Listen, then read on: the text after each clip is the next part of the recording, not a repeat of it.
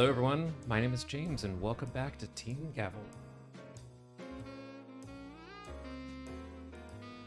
Got a little jazz, and we are going to be talking about what all we are thankful for. So if you're part of the Discord, I also said, feel free to bring in some hooray, like good vibes moments. And so I am here for that. We're heading into another holiday season, which for some people is great, and for others, not so great. If you lose a family member, if you were close to a friend or somebody else, and that is no longer either a friendship or a familial relationship or something that you have for one way or another, it can be pretty tough. And so, I just kind of wanted to start this off as a space where people could come in and talk about things that you're happy about and other positive things to kind of kick off this week. And we can talk about some of the other things that keep you in that mindset of being thankful. That's part of what the holiday is now directed at anyway, outside of obviously people just wanting to do family style dinners or Friendsgiving. There are a lot of different ways that people have treated Thanksgiving over the years. And so, I think it would be great to just kind of start off talking about some of the things that I'm thankful for. And then we can kind of go back into a pivot, legal topics as well.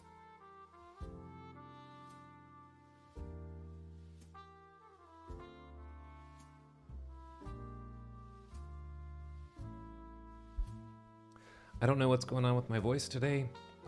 I've had a bit of on and off problems, which I thought were resolved by now, but my throat, it's still having a little bit of an issue. So I'll do what I can.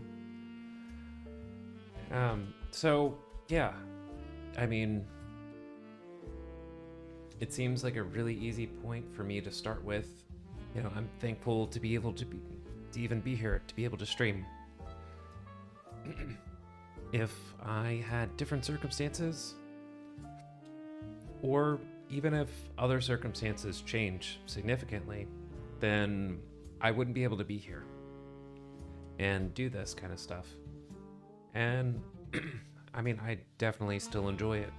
So I'm thankful for just kind of being able to create this space and continue to game while also getting to know a lot of people in the community.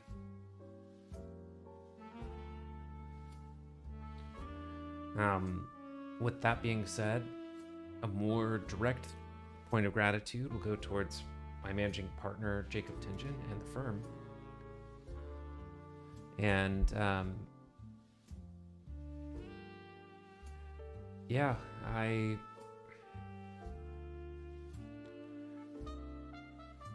I don't know what I would be doing if I weren't working at this firm right now, but it has been quite a journey starting here. There have been a lot of things that have changed. At first, I was just covering some family cases.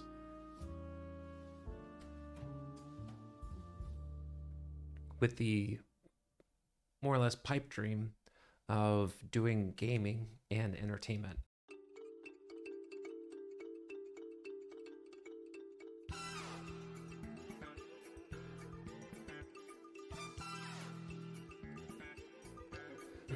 I'm gonna see if I can get through this. I might have to stop early if my throat doesn't follow through. But anyway, I I was afforded a lot of opportunities to be able to stream here. And so, you know, having a very, very open managing partner, somebody who's interested and actually cares about me as a person, as well as me as an employee, it's a big deal. And I know a lot of people don't have that with their jobs. So I definitely want to say, you know, thanks, Jacob. Thanks for giving me this opportunity and letting me stick around. And also, thanks for setting up the studio. So, yeah, I couldn't have done any of this without Jacob and the firm support. And now we've got like Daniel, who helps me posting the VODs and other marketing things.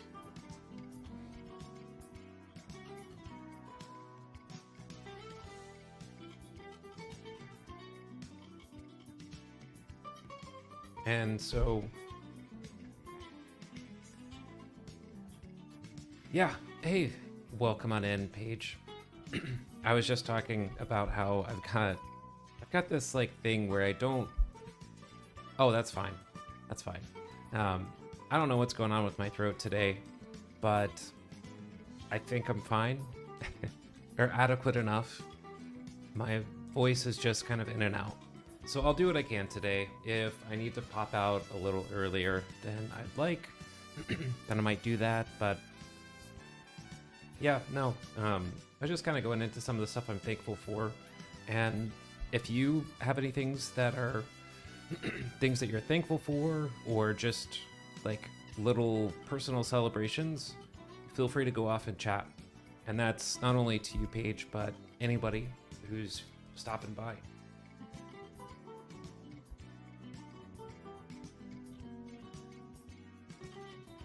But yeah, so obviously I couldn't do this without having a very supportive firm where I work, and especially the boss who kind of helped get this whole studio space organized. And I mean, it's a time for a lot of people to meet with family, and so I definitely would say I'm super thankful for not only my wife. We're celebrating our 1-year anniversary. We're 2 weeks out from our 1-year anniversary exactly. So, you know, I am super appreciative of being able to celebrate all of the stuff that I've done through Twitch, through my job, everything post law school with her. And then her family, my in-laws, my parents, everybody's been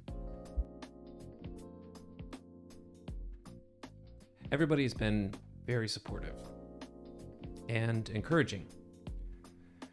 And so, yeah, just really appreciate all of my family for being there. Trying to think about other things that I'm just appreciative about in general, and I can't go without saying something like, I mean, I'm always thankful for the things that make me happy on a day-to-day or a small incremental moment, like seeing frog memes or corgi memes or finding corgis out on walks. I always take it where I love corgis. They, to me, whenever I see them, they always have like a smiley face. And so when I see things that are like that, I take it as a good omen for the day, or at least for that particular moment. I have a couple of things like that, but yeah, I'm always happy to see a corgi when I'm out running around.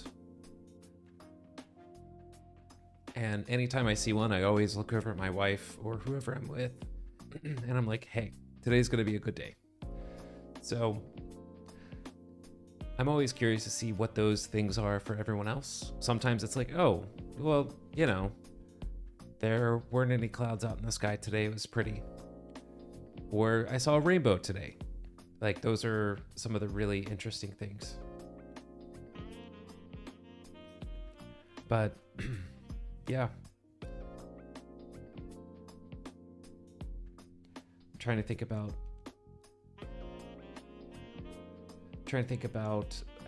let's see. Outside, honestly, one of the things that I enjoy in a very limited capacity, but I can always find a space for it, is the weather, at least here in Virginia, as well as in Tennessee, is before a big thunderstorm, I always just feel so connected with the weather outside. I feel very calm. Usually it's pretty windy, but depending on the temperature outside and the humidity and all that, sometimes it's just very calming, and I just feel very relaxed. And I like feeling like the wind hit me and all that. It's just like really nice. And I don't know, it's just one of those things that feels just really nice. I always catch myself stopping and whatever I'm doing, if I'm out running errands, if it's the end of the day, kind of tuning off work or whatever, I always kind of find that space to check in and just, feel the weather in that particular time. It doesn't necessarily mean that the storms are super calm for me, but that always is one of those interesting things, just to have that moment.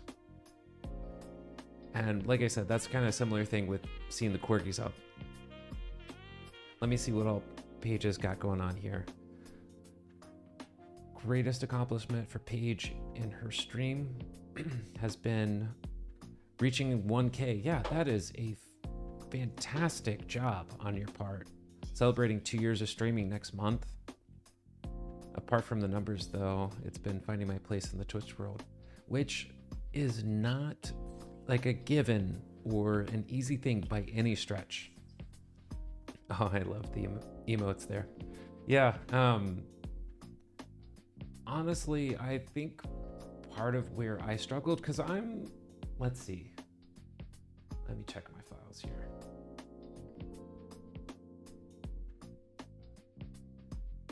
Did we start in October? Gosh.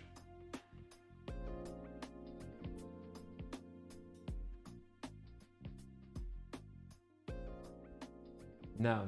Okay, that's what I thought. I've been streaming for a little over 2 years myself. When we started, when was that? Goodness. We started back in like March of 2021. Things were very different on this channel and had no idea what we were doing. We just knew that my managing partner and I wanted to stream. We wanted to play games and we wanted to be quote unquote cool lawyers. So that was kind of where it all started. But yeah, it's a long time and there's a lot of room for changes, for growth, and just a lot of differences, good and bad. So yeah, 2 years is a very big deal. And yeah, finding your place, finding a niche, that is definitely something that is, it's really special. And I think that's one of the main reasons why a lot of people will stop, they will feel defeated by algorithms or unimportant. Sometimes people will start streaming because they just kind of want some attention or other things. And if it doesn't feel like it's paying off, they don't hit it big, then, it feels very deflating and can be really hard to deal with. And so when you're able to build a community and especially one that you actually enjoy and are able to kind of maintain, then it's a really special place.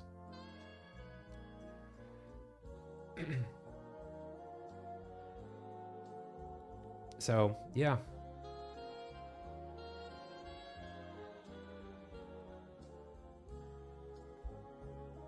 It's really interesting to be able to find that space. And I've seen so many streamers at all of the conventions that I've talked to or attended. That's what I meant. All the conventions where I attended, partnered streamers, affiliates, even just viewers, regardless of where you fall within the ecosystem, people have been able to find various communities. Whether you're a fan-based community or, you know, you're built around a specific streamer or creator, there's usually a place for you. You just have to find it. And I've seen so many streamers and viewers both talk about, hey, I was in a really hard time. I couldn't pay my bills. I had problems, like personal problems. But either chat or, you know, a Discord server or other community members really just came through. So it's really nice to be able to hear the community aspect and how it can be so nice.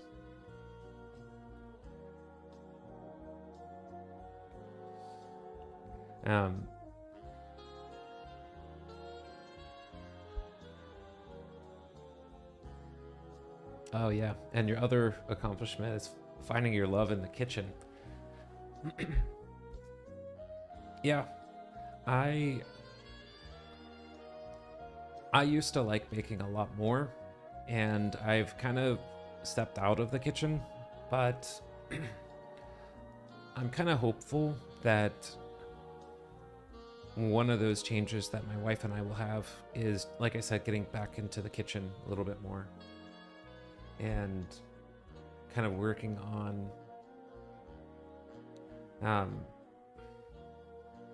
just one, cooking food and not eating out quite as much. I mean, I'm not against the idea of getting like fast food and stuff, but for health reasons and other things, I feel like I should prioritize cooking and doing a little bit more in the kitchen as opposed to relying solely on fast food, you know?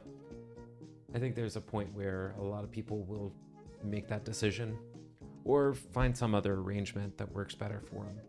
But I've done a lot of things since college and haven't really prioritized learning to cook or focusing more on cooking at home. So yeah, that's an aspirational goal for me. But slowly and surely, my wife and I have a couple of recipes or things that we're able to cook. So we try to do those a little bit more and more.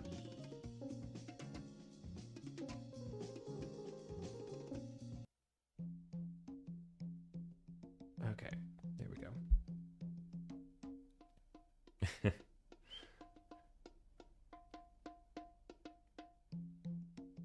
Yeah, instantaneous gratification could be a big problem in the streaming world.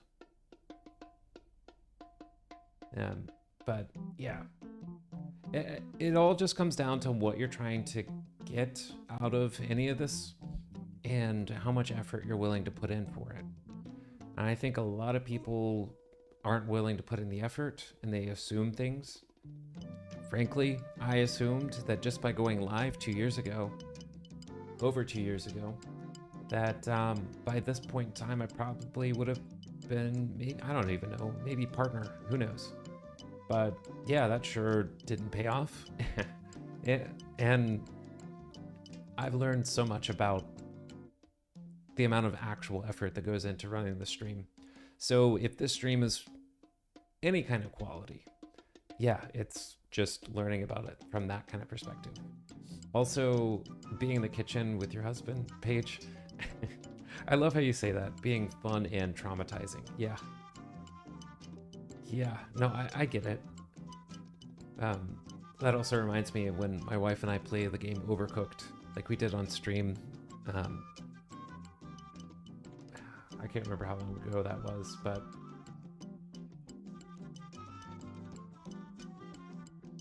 do I have the clip? 3 months ago. Okay, yeah. So my wife and I played that.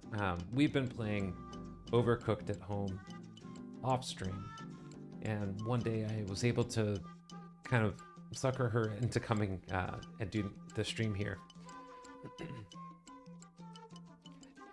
Yeah. Oh man. We have gotten to a level where we know where to point the finger, and that's not a given in relationships either. Like I know if I'm frustrated when we're playing that game, it is because of the game, and it's not because of my wife. Unless my wife is like going out of her way to bother me, basically.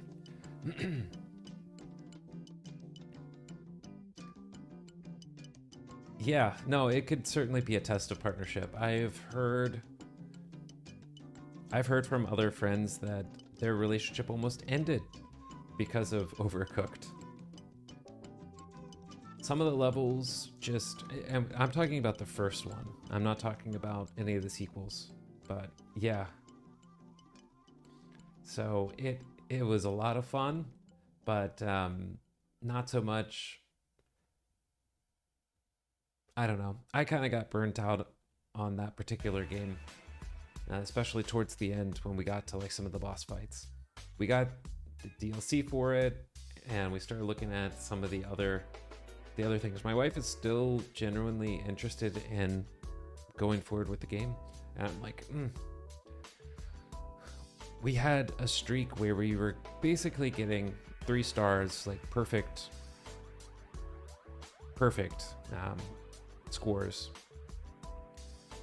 And there were a couple levels where I was like, look, babe, you and I got 2 stars and we just barely made it.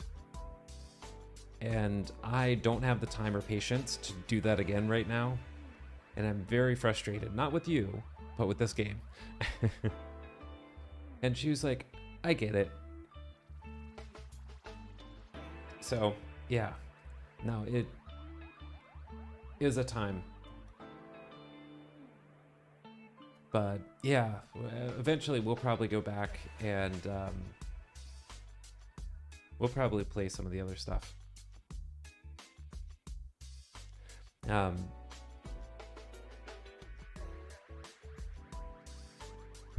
Yeah, I would also just add, on top of some of the other things that we talked about, definitely just thankful about having spaces like gaming conventions and all the various communities that are out there to allow people to meet up, because it just makes connecting so much easier. It gives you an opportunity to both, you can like comment on Discord servers or like make posts, or you can comment on TikTok or YouTube videos, or pop in the chat, but it's not quite the same as meeting somebody in person or doing like video chat and stuff. And so having that opportunity for people to just have a reason to get together, it's a pretty magical opportunity. And so, yeah, I've met a lot of people now going out to these conventions. And yeah, obviously I'm thankful for everybody who keeps showing up to these things, and everybody who's joining our Discord. So yeah. All right. Well, I've kind of been talking about that stuff, rambling for a little bit, but I figured today I might just pivot back to some of the other topics that are covered in that presentation from last week. And by last week, I mean Saturday, which was all of 2 days ago.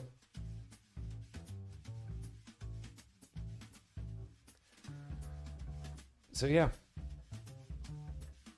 Have you found anything else to present or panel at before the end of the year? Now, honestly, any of the stuff that I would present or panel at, well, okay, I'll put it this way. If I end up going to something like PAX Unplugged, then I have missed the panel window by like a long shot.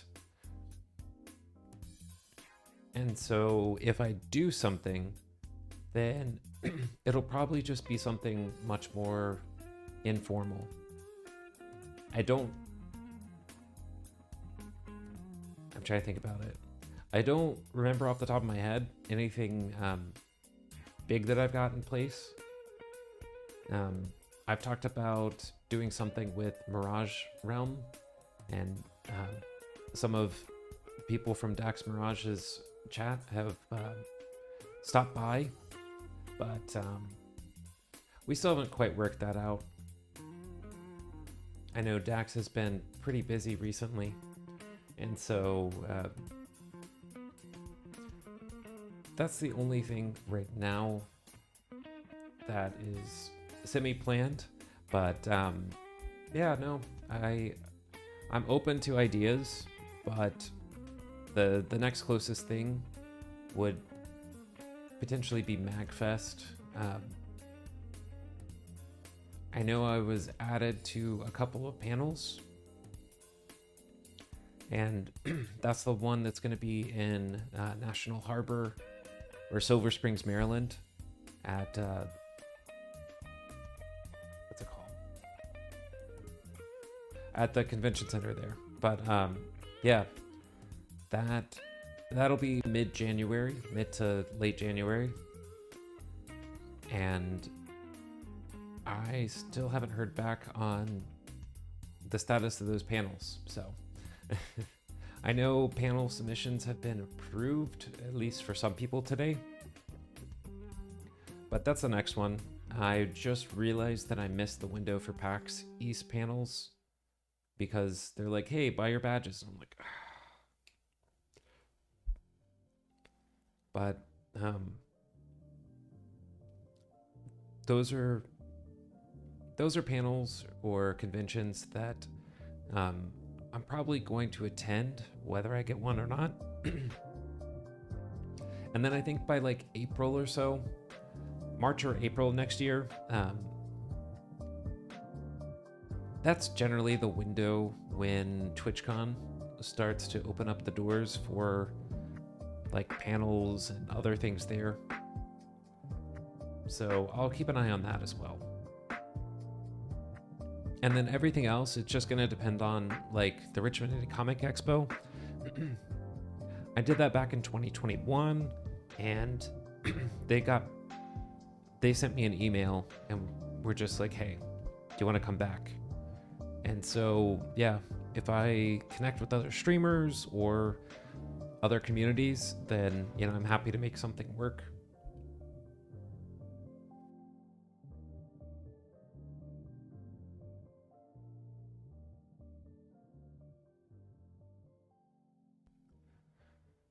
But yeah, everything else, it's just kind of on a we'll see what happens kind of basis.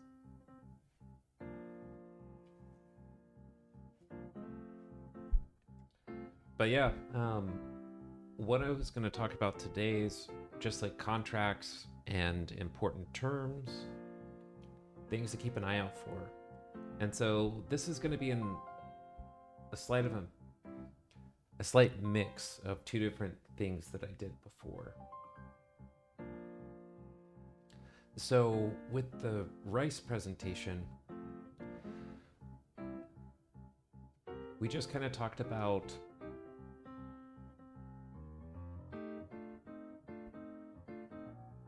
some like really basic provisions. The contracts piece wasn't quite the focus. It was more about copyright law. And so, because that wasn't really the focus,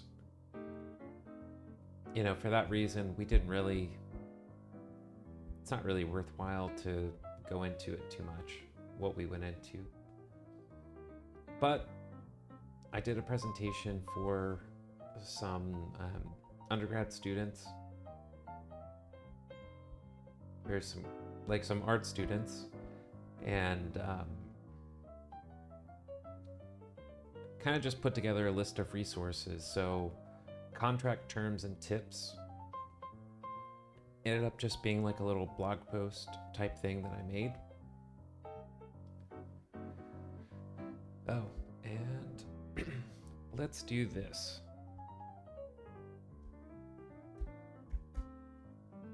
There we go. I still didn't update my description. Let me fix that command now.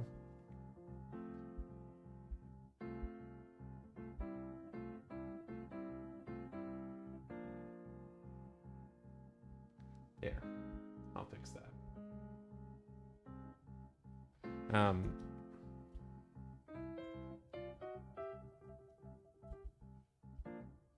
Anyway, I'm gonna get into this stuff, and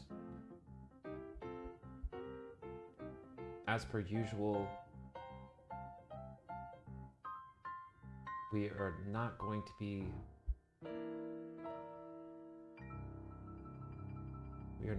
giving legal advice.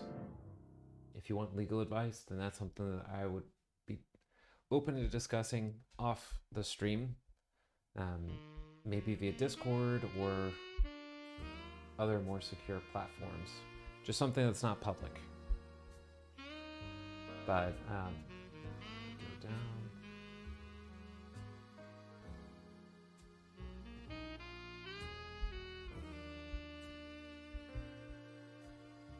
All right, so I can swap this command out.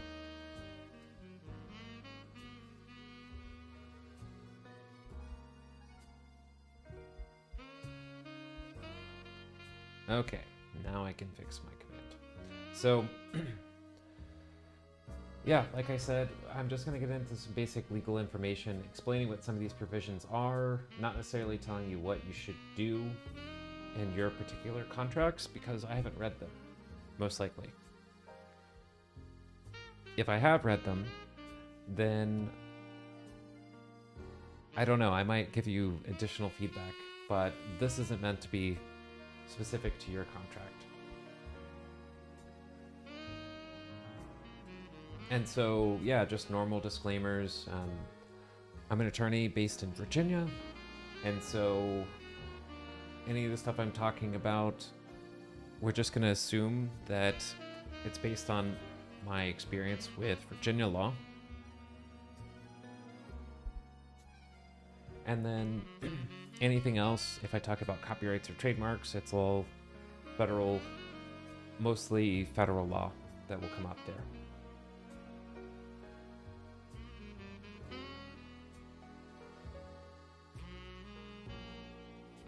Okay.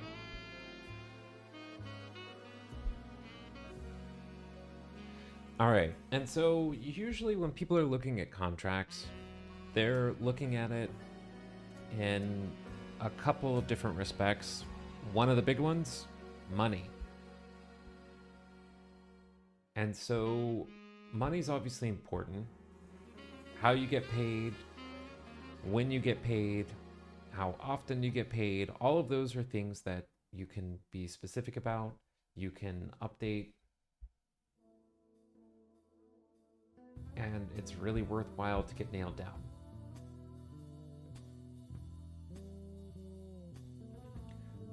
But there's a lot more that can come up, and none of the, compensation stuff will matter if you don't pay attention to some of the other provisions like liability, termination, indemnification, breach of contract. All of those are things that can impact your compensation provisions and potentially make it so that you don't get any money. Or just really aggressively defined terms. So yeah, I just got a little list of things, and I'll just read over it. And as per usual, this is going to be a very informal kind of provision, or like a chat. So I'll say these things, but if anybody has any questions, then feel free to drop some stuff in there.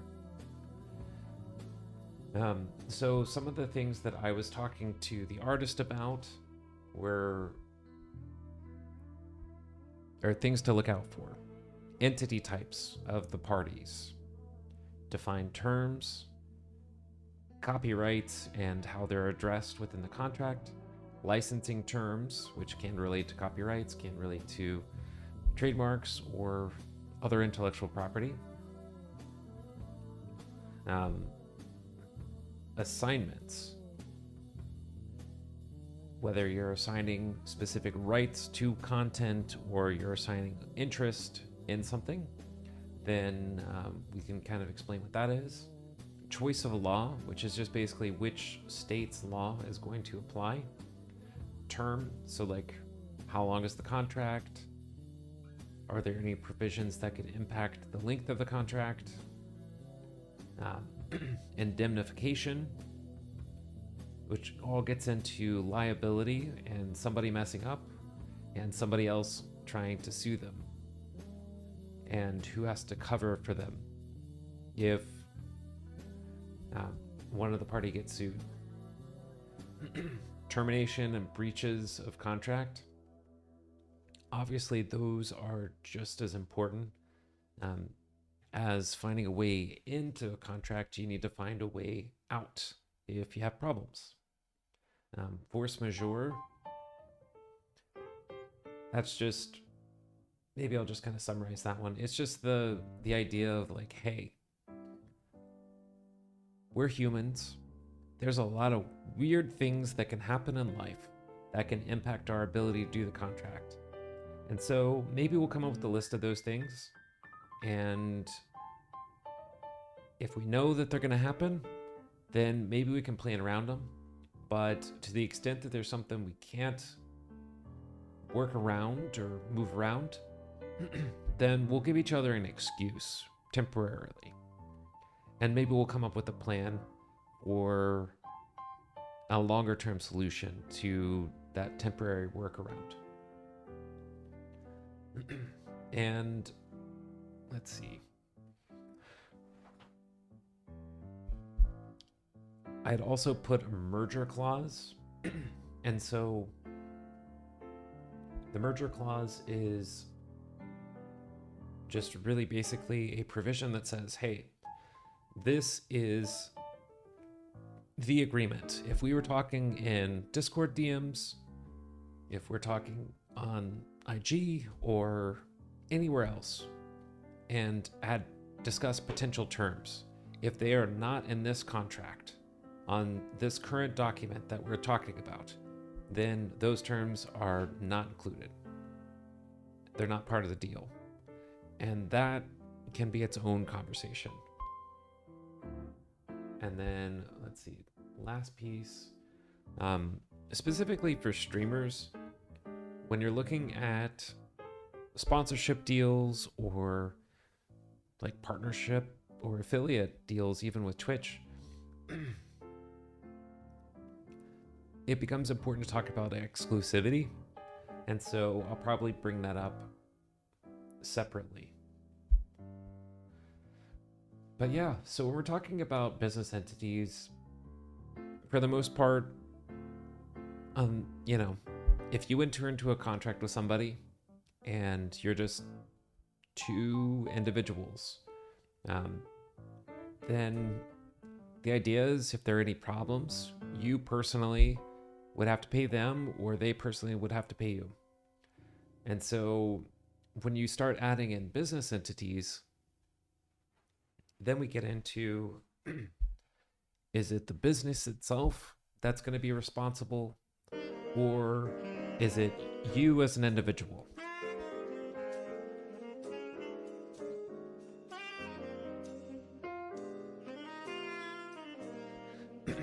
And so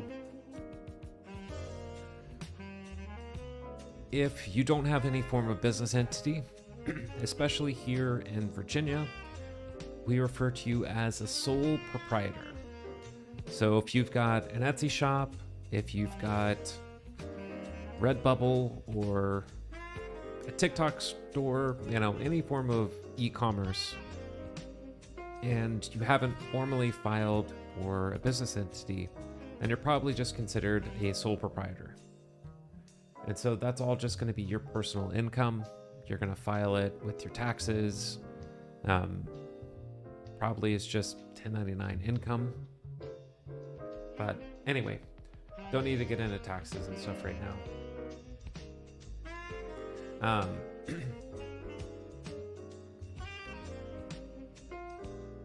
I guess what I could say is, certain things, whether they're liabilities or losses, could potentially be written off as business expenses, but you should definitely talk to a CPA or financial advisor about those types of things. And so that might be one of the reasons why you would be interested in like a business entity. Just really good to know who's going to have to pay you and whether or not there are any state laws or federal laws that prevent them from being obligated to pay you.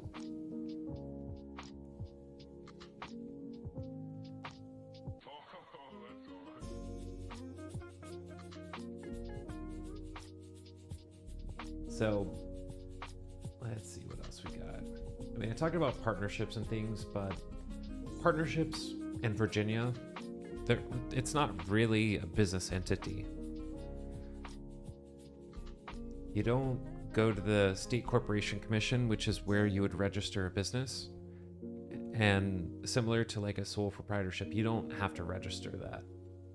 So it's kind of just when you have multiple sole proprietors that are working together in a way. And we have a couple of different rules about how their taxes and things can be handled. But yeah, generally everybody in a partnership is going to be equally liable. And then there are some specific alterations to those rules. But otherwise, no.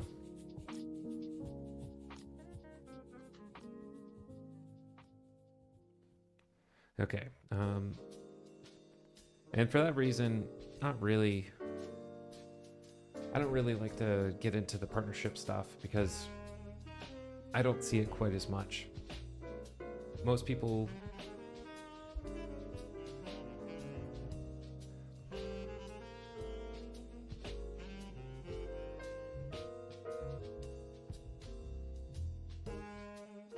question where it is TF goods and not necessarily getting monetary compensation, do I need to be documented? So that's like a tax advice question. There are, and I want to make sure I'm really clear on TF. Yeah. I think I know what you're talking about, but can you just clarify? Okay. Yeah. The like really basic summary is that you have to be very careful for non-monetary contributions or compensation because you might need to get a 1099 for it. And so that's something that you can talk with a CPA about.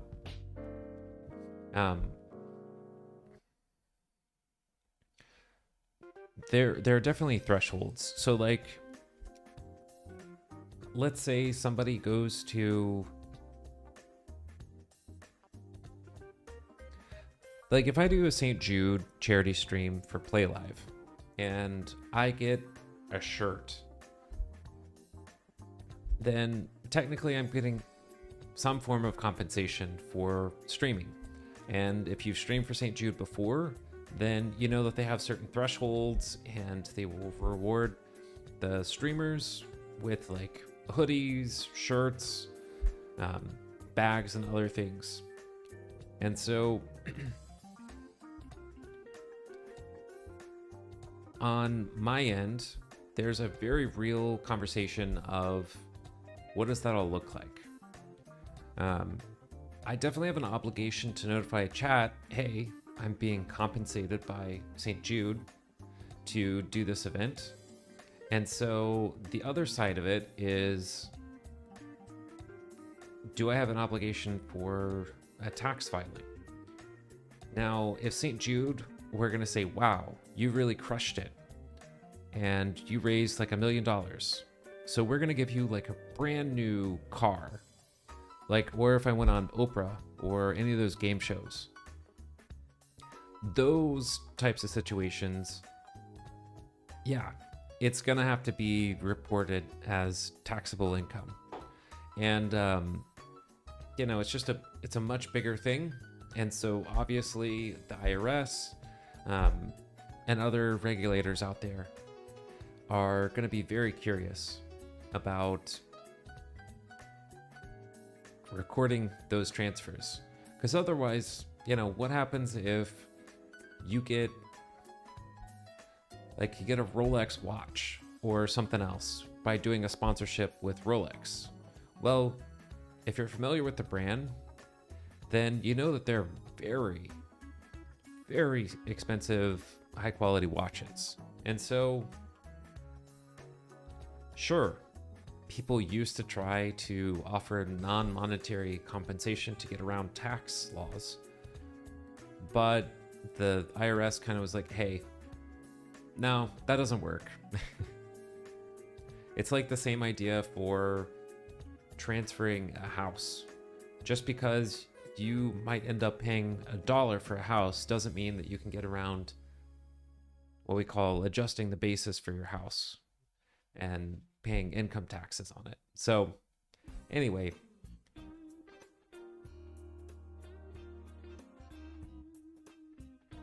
so let me get back to your other thing there. I guess I was thinking more on the side of what the expectations were for the sponsor and me as a streamer.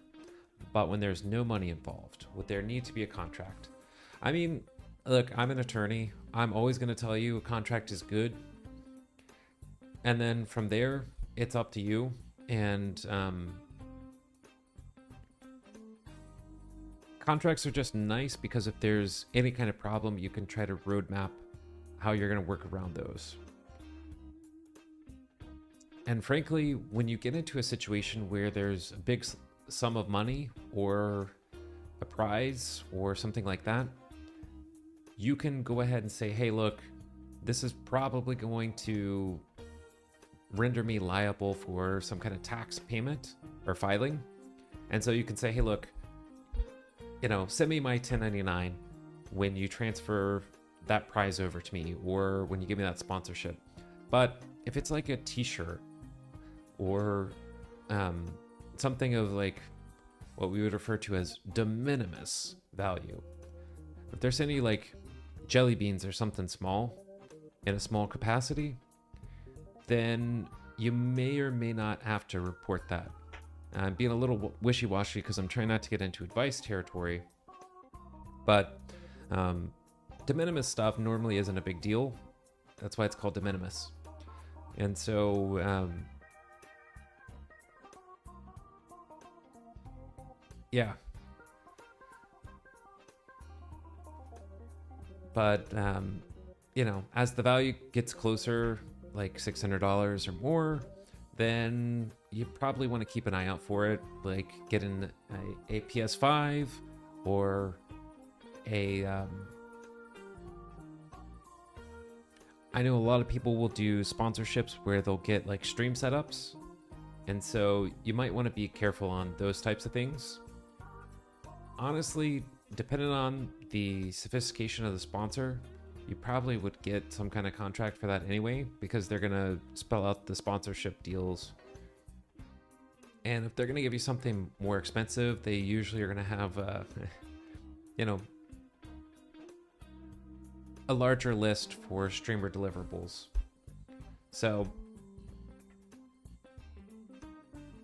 That doesn't mean that every organization is using contracts and things, though. But yeah, definitely something to keep an eye out for. At the end of the day, you would rather you try to like report stuff that should be reported on your income as income than have it go down the line and something else comes up and you end up having to pay back taxes plus interest. So, that's the other thing.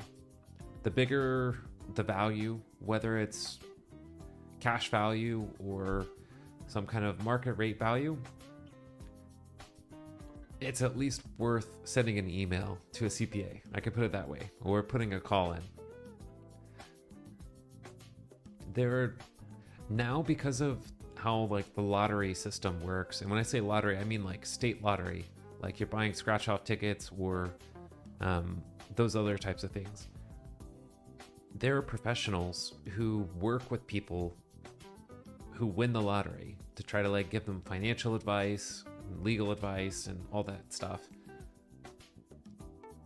It's such a very specific niche, but like it is very important because yeah, if you don't think about paying taxes and you're like, oh, I've got like $3 million now, and you just start blowing it all, well then tax season next year, you gotta report that and then pay taxes on it. Not a good time if you aren't as prepared. So yeah, exactly, surprise. But yeah, so that's definitely something to keep in mind as you look through.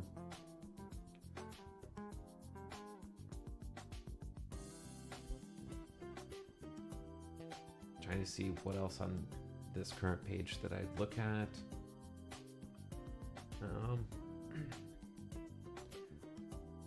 Yeah, I mean, we were kind of talking about taxes and things. Getting those write-offs is just going to be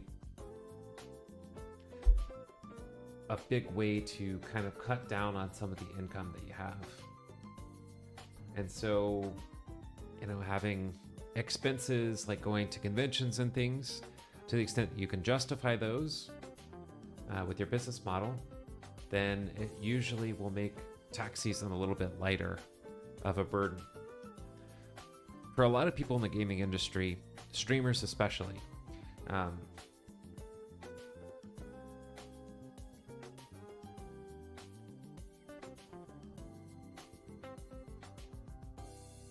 okay. For people in the content creation space especially, you're going to end up with a lot of 1099s. And so that is definitely something that you should be mindful of. Because when you get a 1099, that is pre-taxed income. That means you're going to get a fat check with strings attached that you won't necessarily see at the time, but you will have to pay taxes on that income, either when you're filing your quarterly taxes or when you're doing your annual taxes at the end of the year. And so that's just something else that we kind of talk about is if you know how much you're supposed to be setting aside for taxes, then you can set it aside, or you can make your estimated tax payments if you've got kind of a regular schedule for income. Otherwise, to the extent that you're eligible to be a W-2 employee and have that taxed income come through, then, it's just less stressful to worry about. And I mean, I'm a W-2 employee now, and it's very nice. Very nice. We tried to do a couple of different things with my firm, and I had like my own business entity, and we would pay part of the money to my entity as a 1099 payment, and then I would pay myself as an employee in my business entity. There's a whole strategy there, and anyway, all of those payments have a very special way to do it.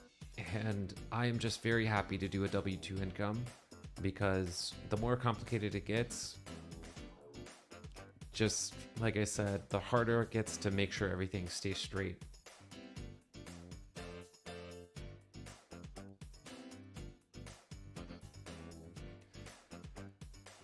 Yeah, that's definitely a strategy. I know for my wife, she works with a school, and so when they're allotting or allocating how much they set aside for the W-2 payment, sometimes they're off, and she ends up having to owe money. Usually if you got a W-2 salary, it's like spot on, but she's ended up having to pay taxes for some of that. And so if you end up withholding a little bit more, then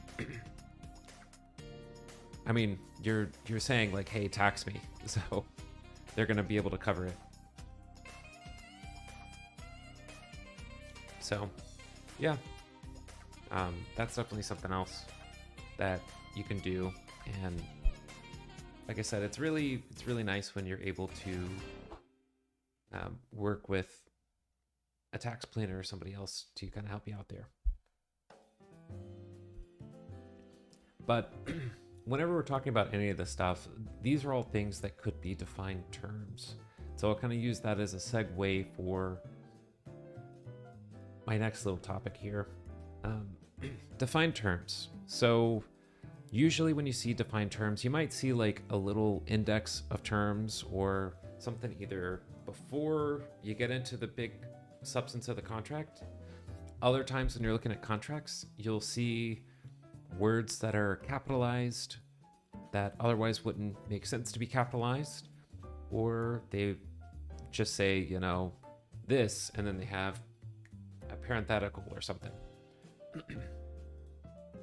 It's just going to be really important for you to keep an eye on what those terms are, because you could have a term that says, hey, you're going to get 50% of all proceeds from this event. And then you scroll down or you look down into the contract and it says, hey, by proceeds of this event, we mean not revenue, but profit. And if you haven't been aware of that kind of difference, revenue is basically before any expenses are pulled out, and profit is what's left from the revenue after expenses. So that can vary quite a bit depending on how many expenses there are. So that's one of the bigger reasons that could directly impact how much money you make.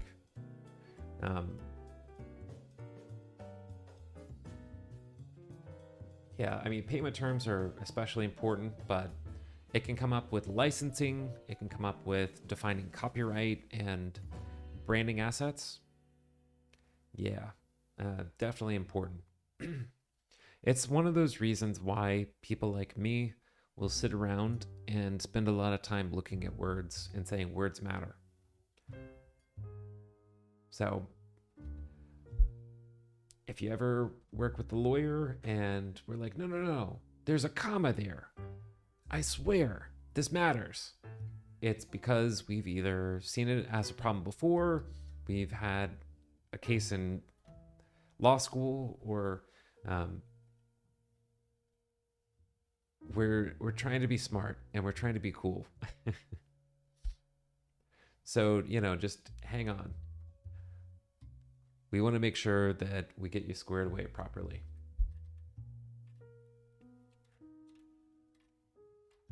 Let's see what else we got. Oh yeah, you can also make up defined terms and just to kind of have fun with it. So if you want to add additional context or make your yes, it's the let's eat comma grandma or let's eat grandma discussion.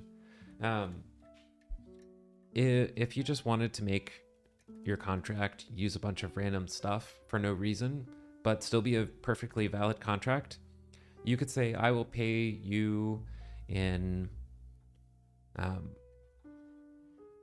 oh gosh, there's a word in my head that I'm trying really hard to avoid. I'm going to pay you 50% of the frogs raised. And then you define the term frogs raised as, income from AdSense revenue or whatever.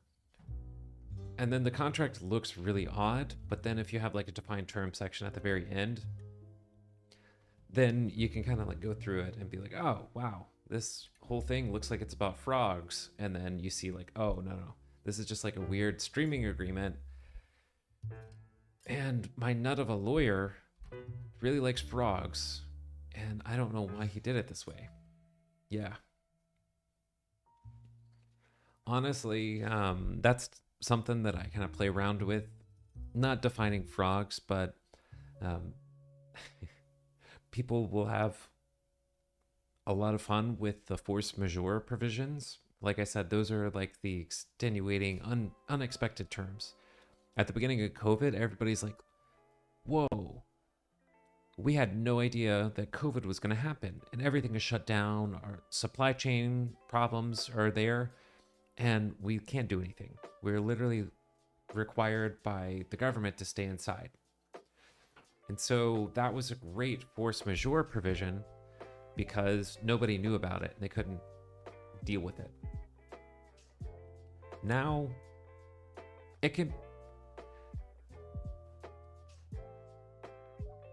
we have been through it, so we've got a little bit of hindsight.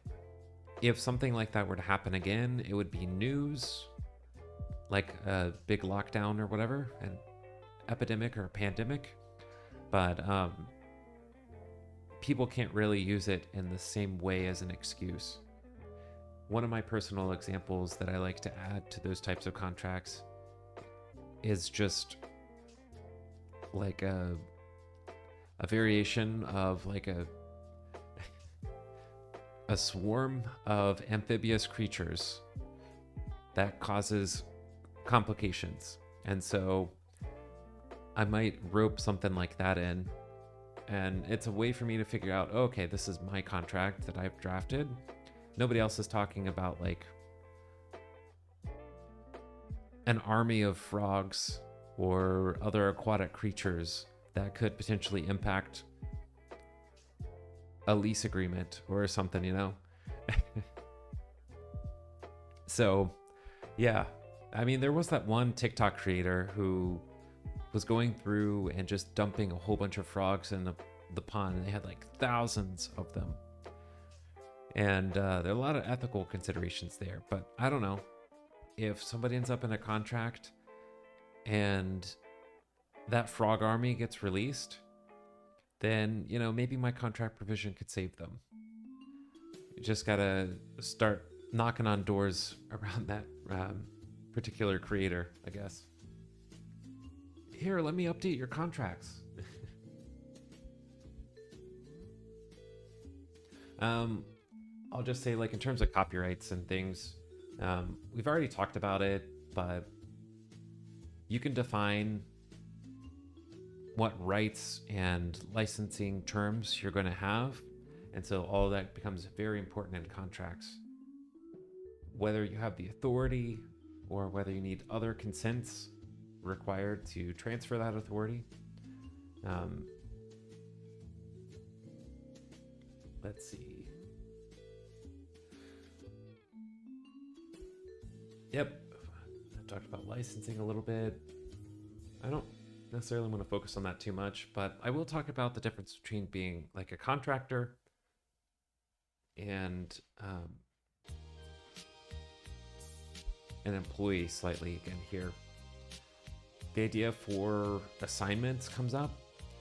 And so if you just want to make content for somebody and have that as part of the contract, then like I was saying before, they're going to own the content that they make by default, unless they're an employee of your business or unless you have some other special terms in a separate writing or a contract.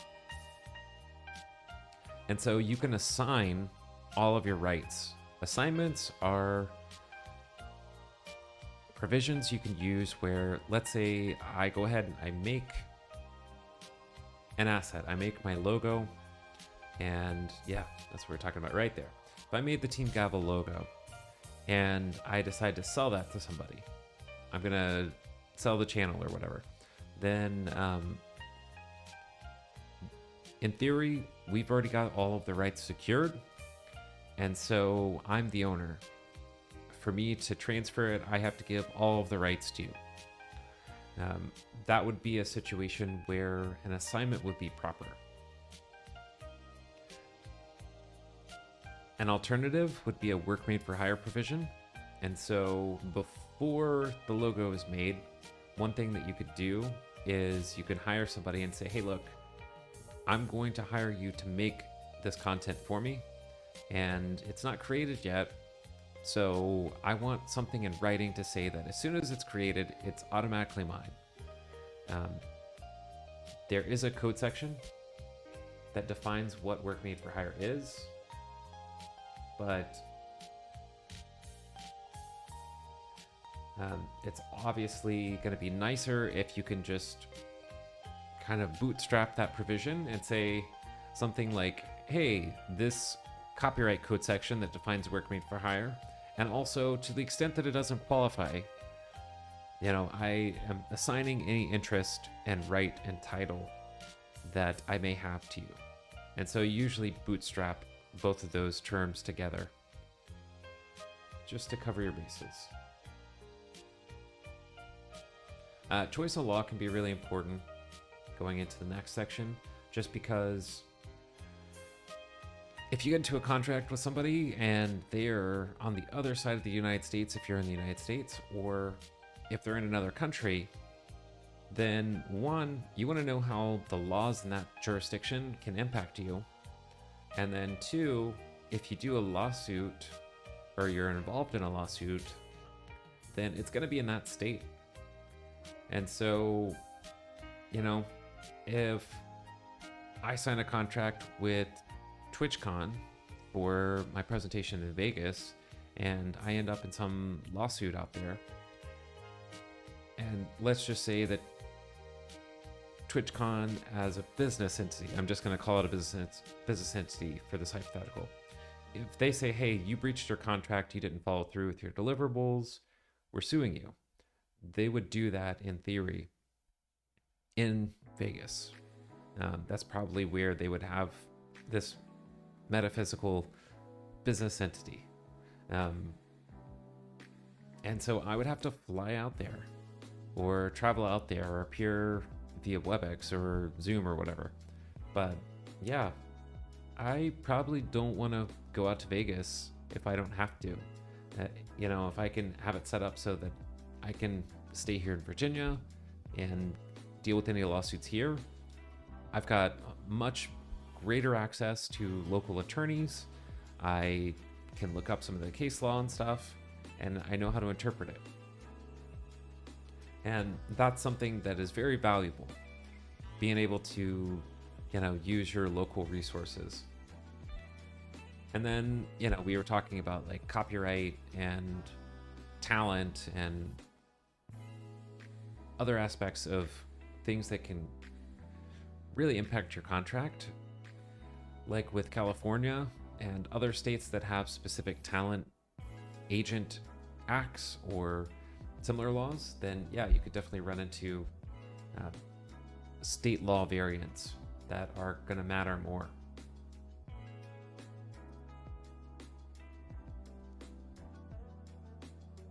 Okay, indemnification. So you'll probably see something like for indemnification, party A shall indemnify and hold harmless party B to the extent that.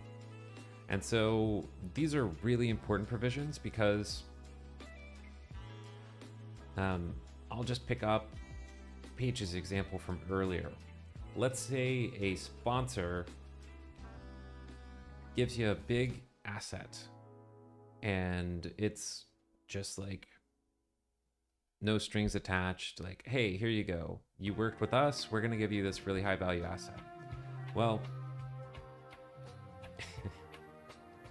if you end up having to pay taxes or doing something else, and you've got some kind of assurance from them somehow that if you ever got sued for taxes, you know, they would help figure it out, then I don't see this as really likely. But maybe what you could say is, hey, look, the brand swears that they'll give me a 1099, you know, we can work this out and I'll pay taxes.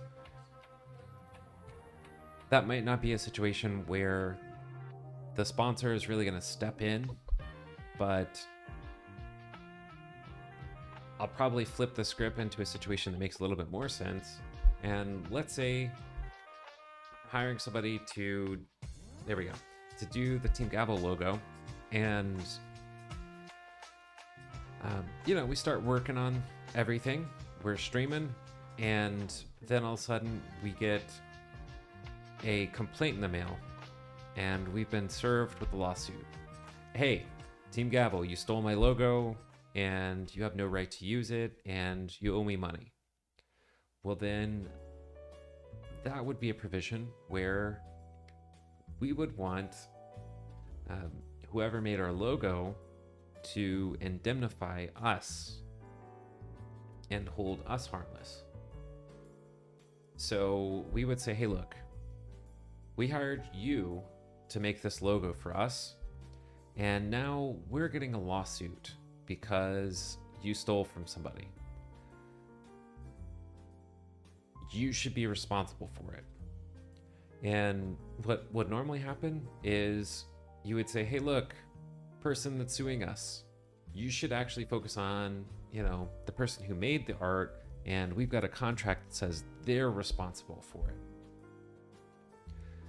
And then, boop, you just step aside, you get out of the conflict there, and hopefully you would anyway.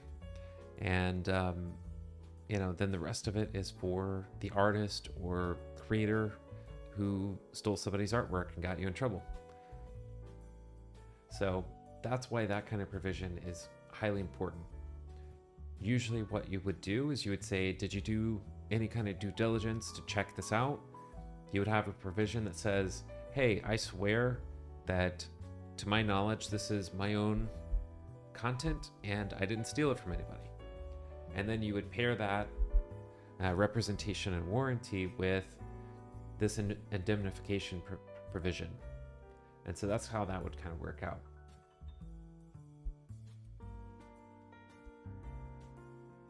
I've already talked about termination and breaches of contract. I've already talked about force majeure provisions.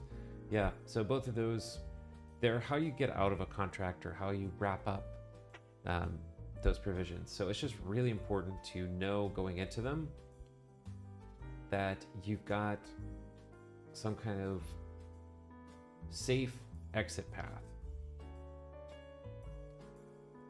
It's not that you go into the contract wanting it to fail. It's just knowing that it could fail and trying to make that potential failure manageable. Because, you know, whatever's leading up to the failure of the contract, it could be something very dramatic and personal. And so you would rather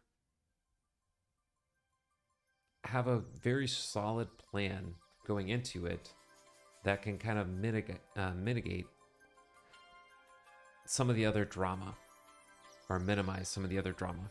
If you go into it and you don't have an exit path, then there's a lot of confusion, frustration, and he said, she said, they said, Z said, all the different variations of, you know, well, this is what I thought, and this is what I thought, and this is where you're wrong, and this is where I'm right.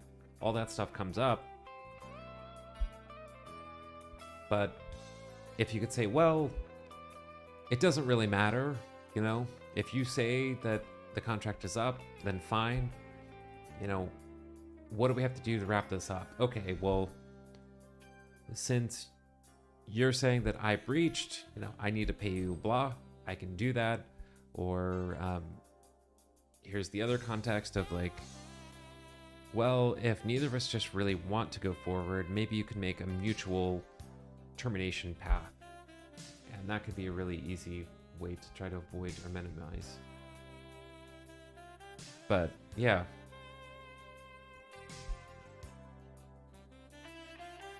And I just had some general reminders to kind of go through some of the other stuff. But general reminders for contracts. You know, obviously you want to take the time to try to understand what you're signing or getting involved in.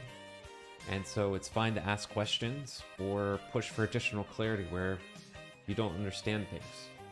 And, you know, we always say don't feel bad for asking questions, because for the people who care, it's not a big deal. And then for the people who do care about you asking questions, or the ones who are trying to push you into urgently signing the contract, that might be a red flag that you should be very, very aware of when you're looking at those contracts. Usually the people who are trying to make you sign quickly, it's just like one of those internet scams. Oh, just click the link and make a payment, and I need it now.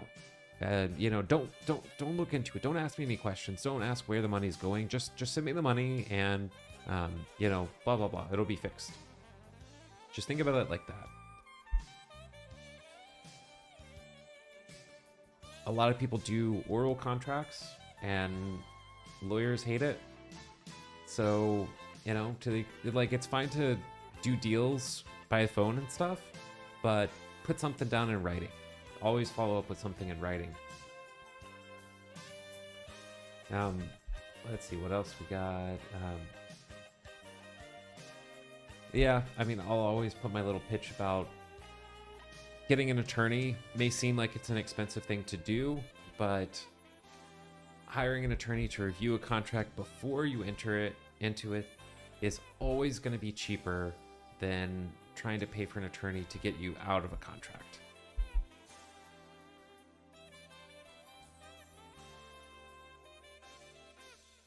And, you know, there's always an opportunity of certain lawyers or other professionals to explain things in like a pro bono or, you know, just like a friendly call. But context matters. So those were some of the tips. I mean, like I was saying, exclusivity is a little bit more important for people when we're dealing with sponsorships and things.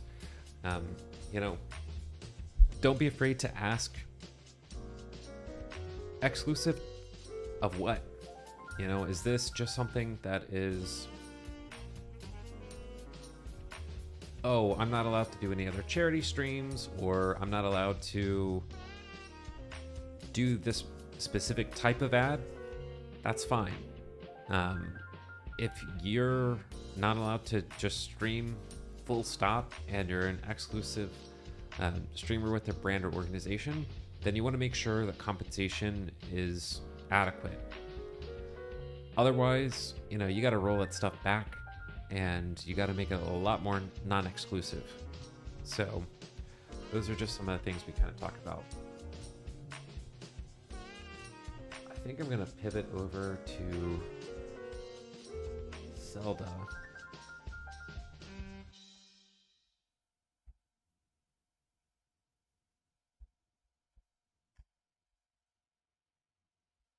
Uh-oh.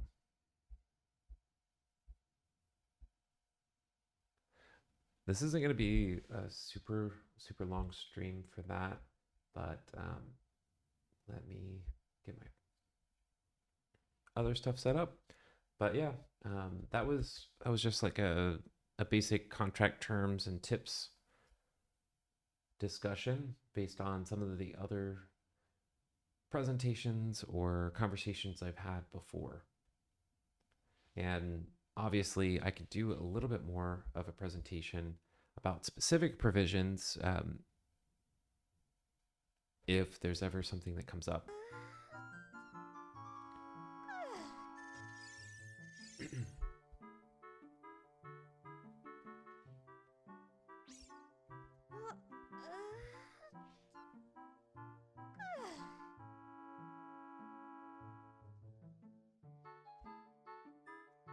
I thought I saved when I was like in Death Mountain.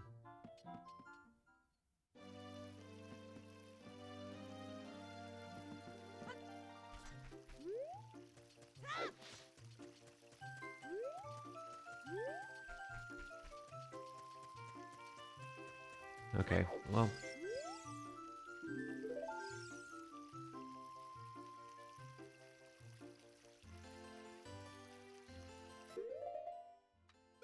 Huh.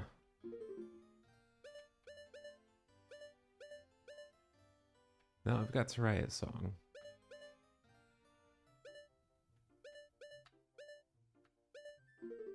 Yeah, okay, so I've got this.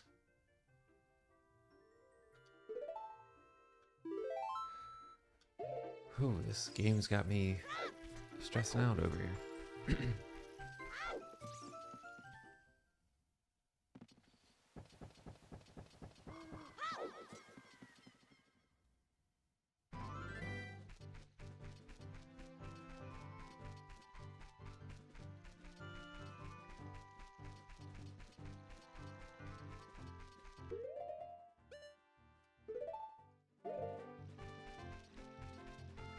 We gotta have to run.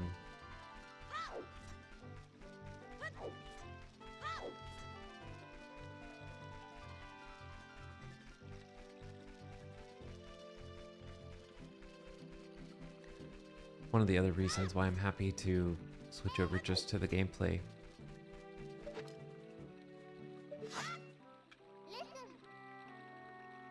Yeah, there we go.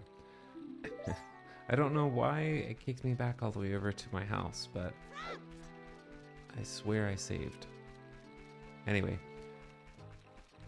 I can rely on the gameplay a little bit more and save my voice. But now I'm still here for a little bit longer. And if anybody has questions about contract stuff, then we can definitely chat about it.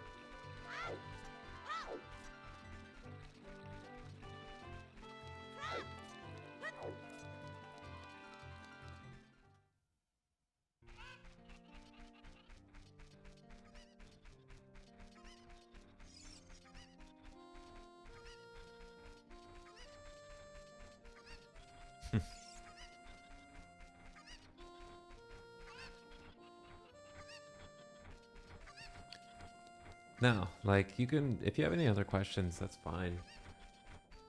And I know it's almost 5 p.m. your time. It's almost 8 here for me.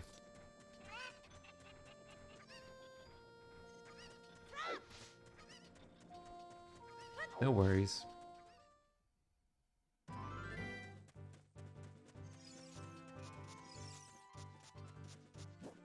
And like I said, we got the Discord if you ever felt like you missed something.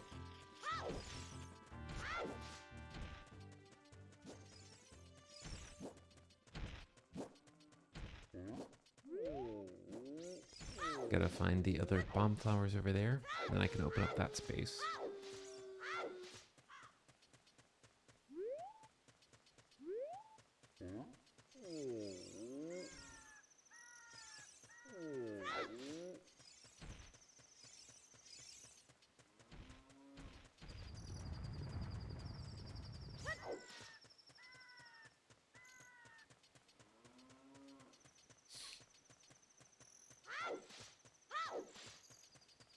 Alright, almost back to where I need it to be.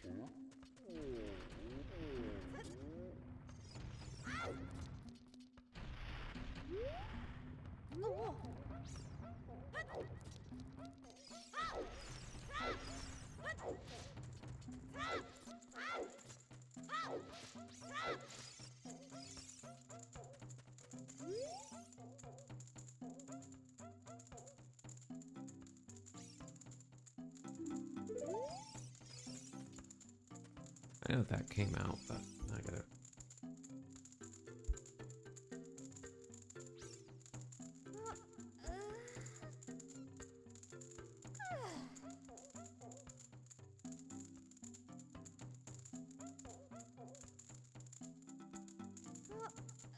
Okay, let's see.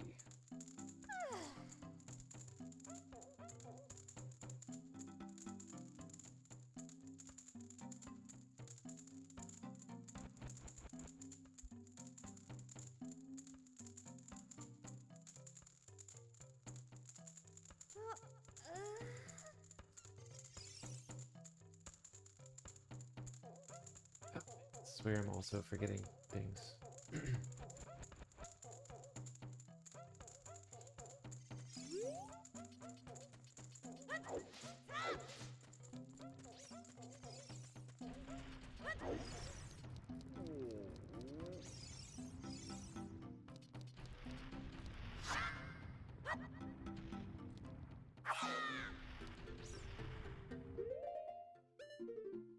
Okay. Oops.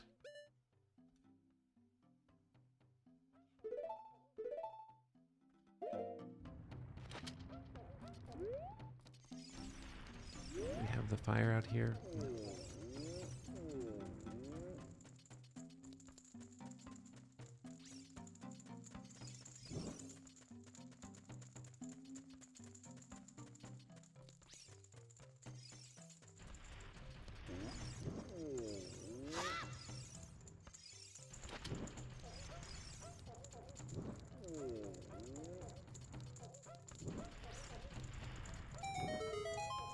There we go.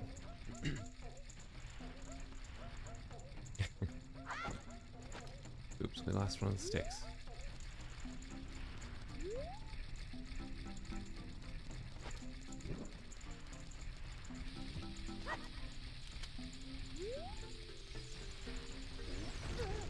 Oops.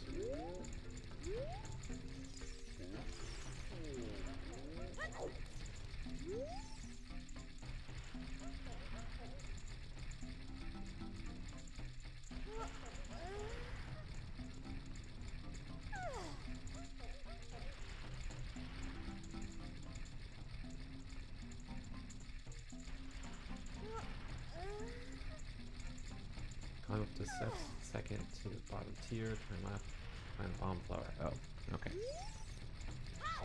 I knew there was one to throw into that, but that's the thing. I've just got like a vague recollection of the entire game.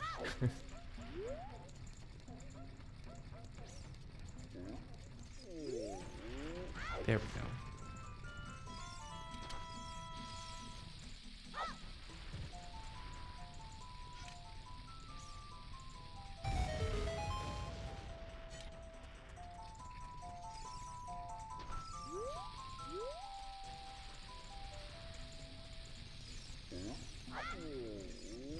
That didn't work.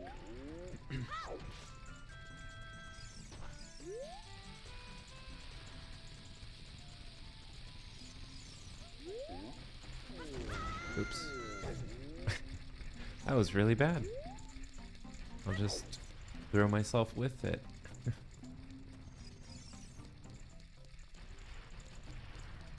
Let's see if we got one over here. Yep, this one's probably closer.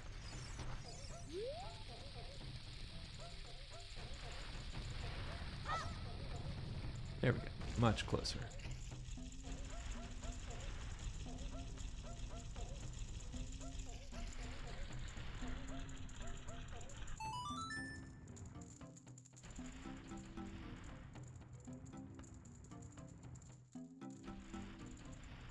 Okay, so I just have to keep doing this until I get a piece of heart. Kind of want to get the piece of heart, though.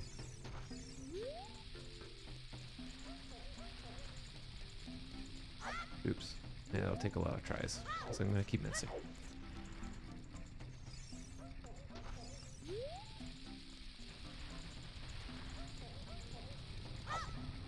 There we go.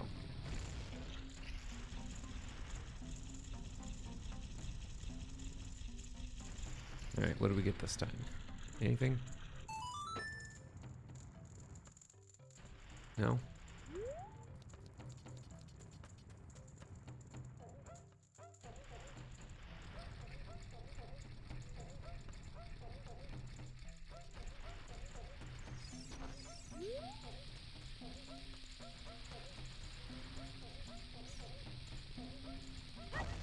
Oops.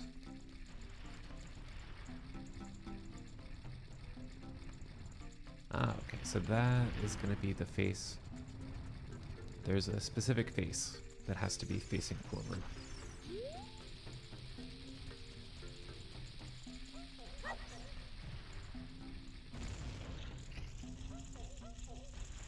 think it's... Maybe I got it? Just depends on where forward is. There we go. That was it. That wasn't too bad.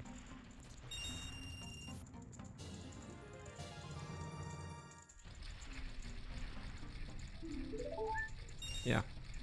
I just saw that I was close to getting a piece of heart.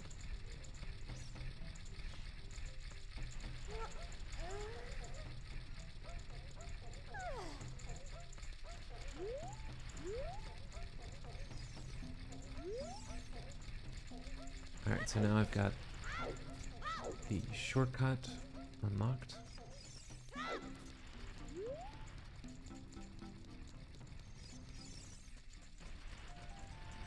Which is there.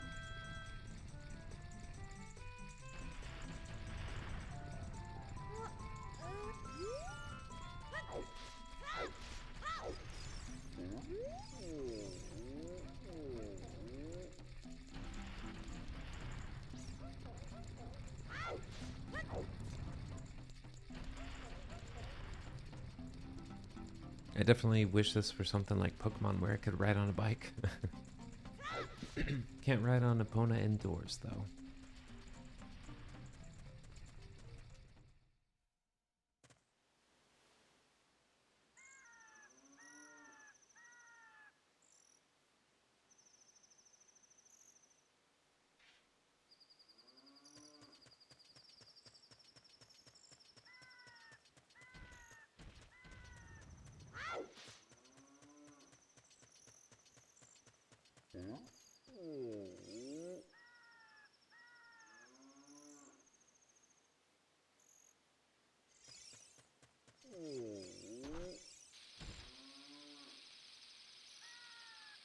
Okay, whoops.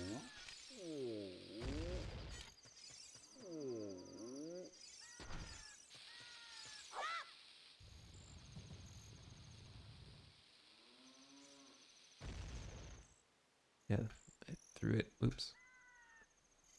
A little bit too much to the right. That's better.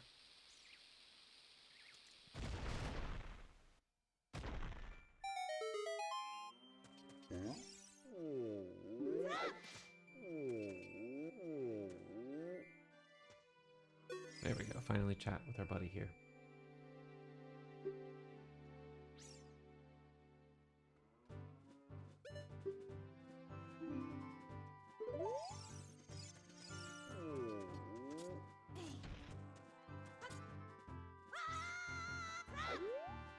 Nice. You just have to roll. If you're gonna jump from really high height in the game, you just gotta remember to tuck and roll.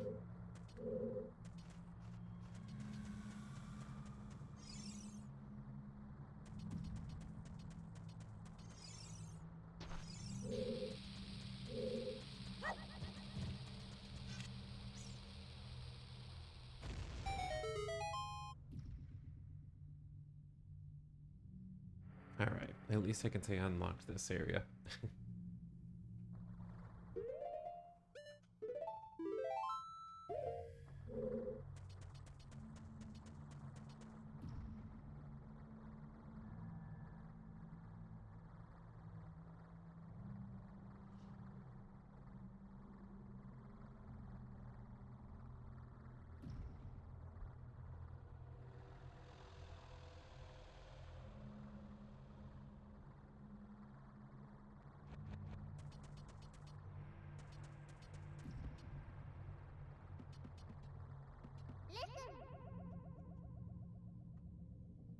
Yep, definitely don't like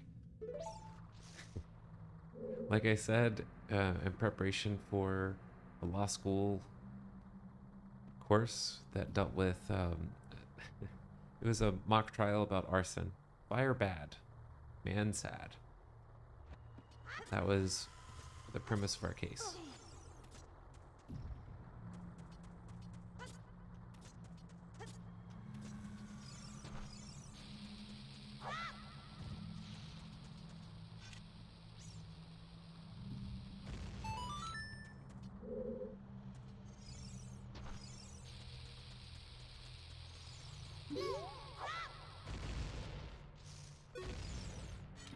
Alright, so that one was pretty easy.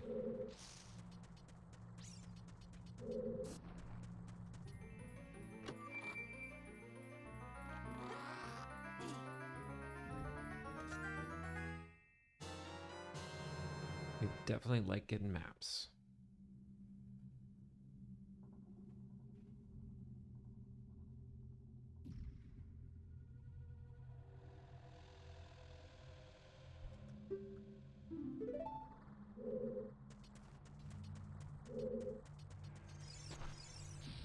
Alright. I think there's another one over here.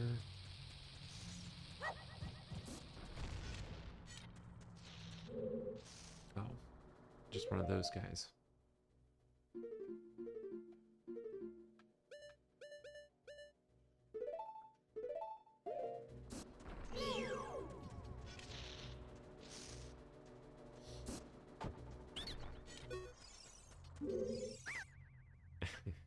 That was pretty easy.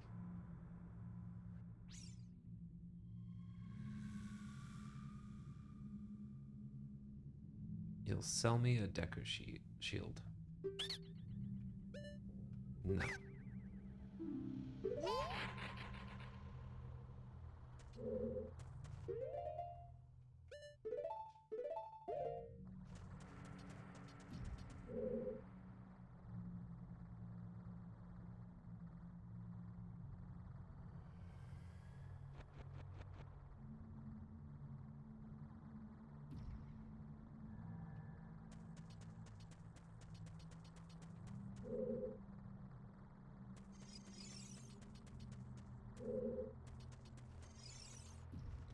Alright, so I can probably...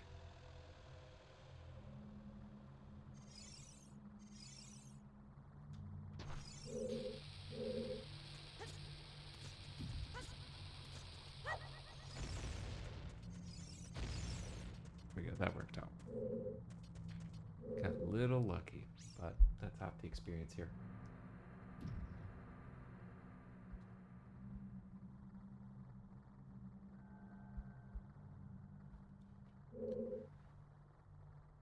All right.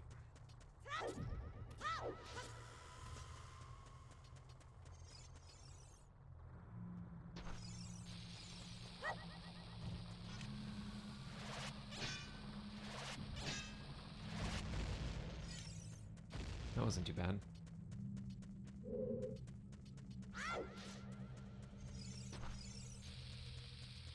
I'm also playing on a very different controller than the Nintendo 64. It's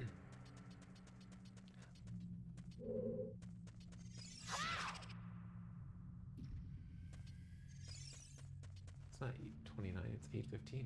Okay.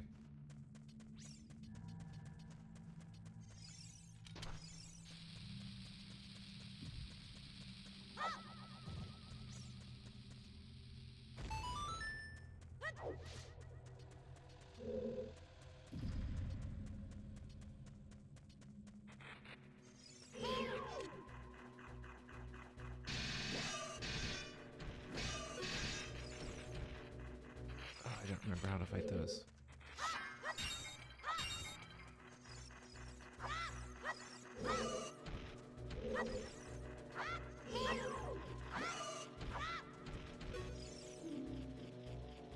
It will explode after it's defeated. Okay.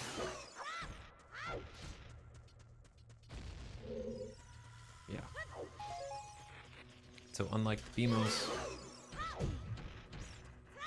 that is definitely one that I should watch out for.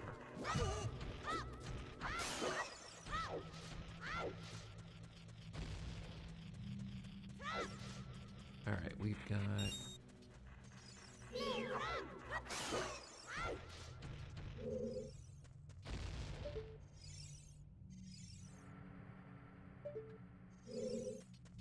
I could hear a Skulltula,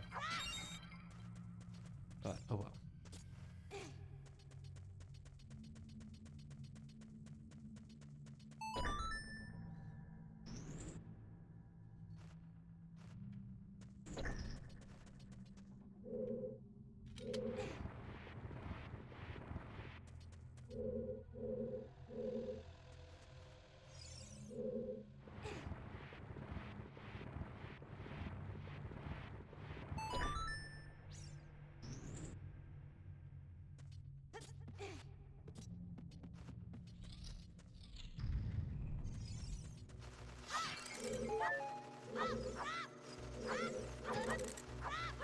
this part where the cameras are betraying me. It's a little frustrating. Oh, here we go.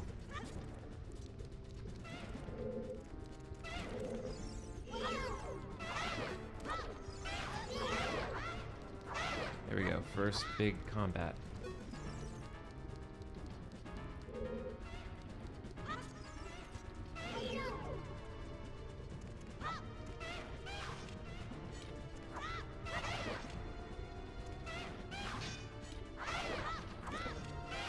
Only get one hit in.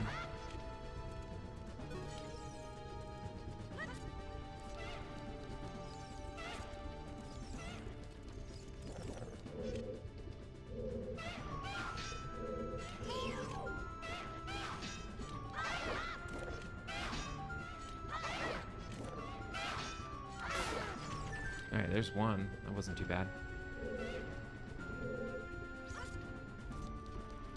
Alright, we're coming over here for you again.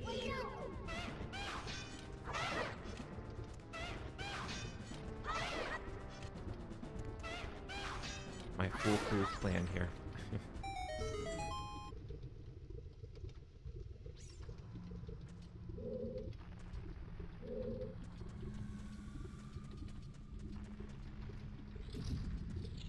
Oh, that's where I just came from. Whoops.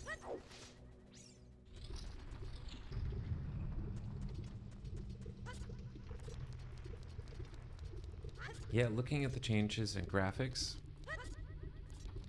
always really interesting.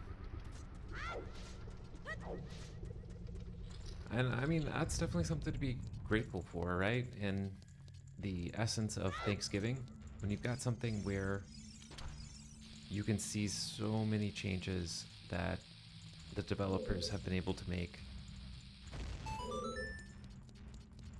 It's also just like really cool. Oops. Let's switch shields real quickly.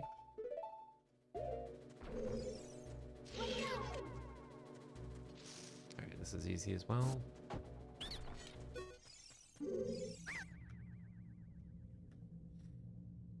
Deku sticks. I don't know.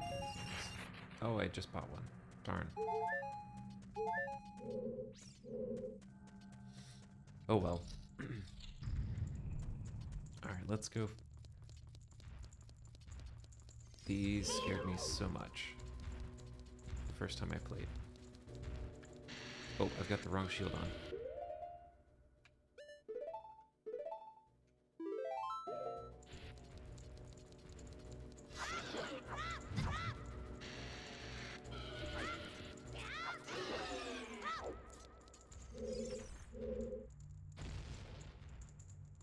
Yeah, that was so anticlimactic compared to when I was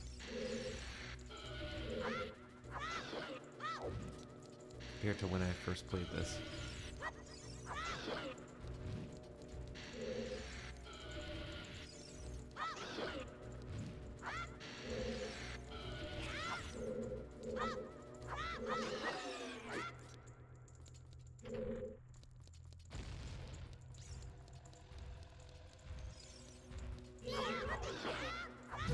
Oops, I knew, I got greedy.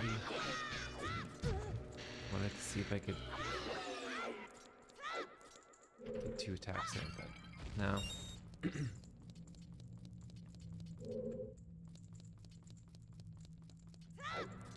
Alright, I gotta light all the torches and I can make it out of this area.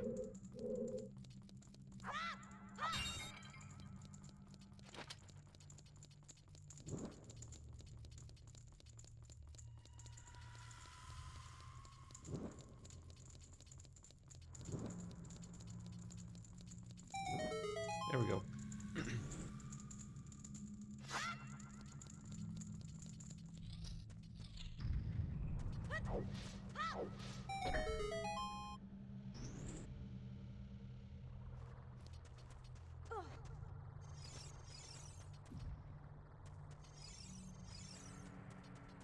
You're cruising right through this.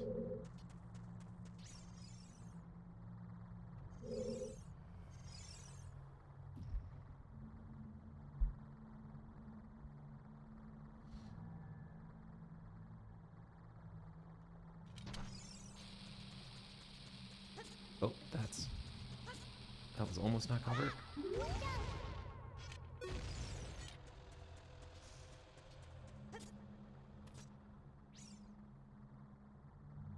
Whoops. Oh man, that was stressful. I was like, I'm just gonna watch Link go down into the lava right now, and there's nothing I can really do about it. I think I probably could have jumped over to the right, but not with my current mental state, I'll put it that way. Just watching it, I was like, oh no, I can't do anything about it.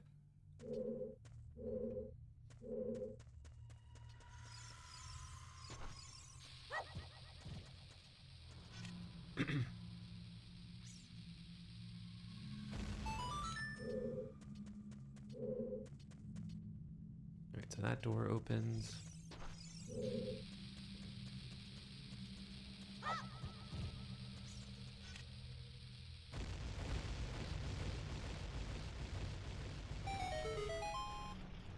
I always thought that was a really cool thing.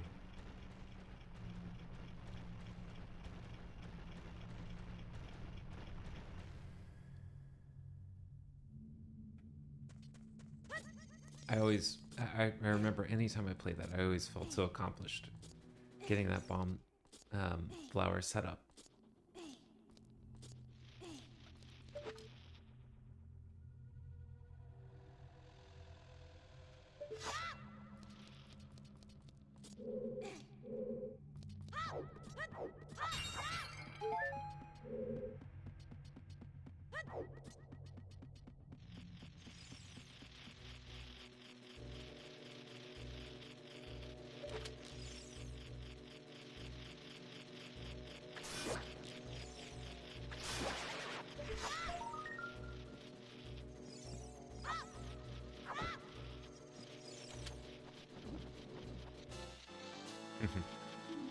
Just barely. That's all I needed.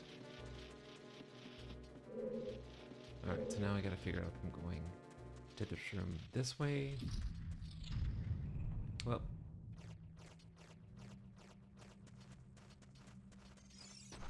Let's see.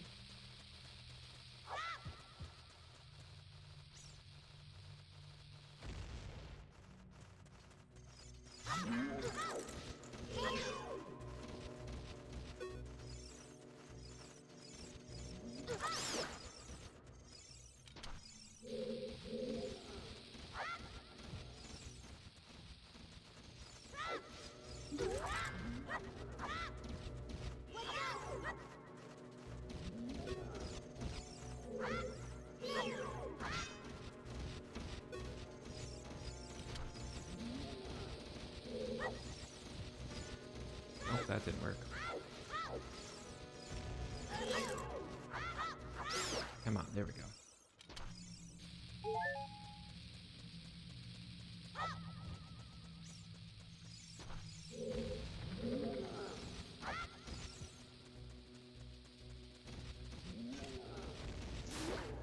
That counts.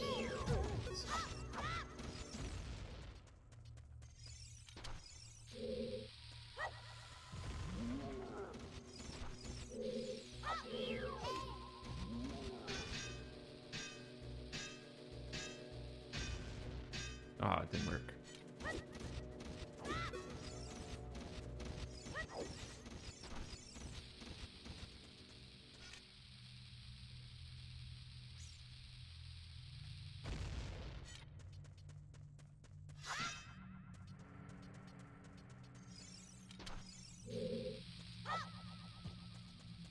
Yeah, some of this stuff just felt so tedious.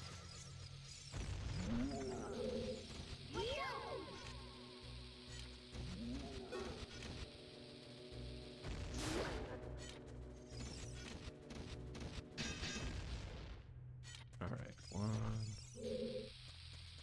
Two more, maybe.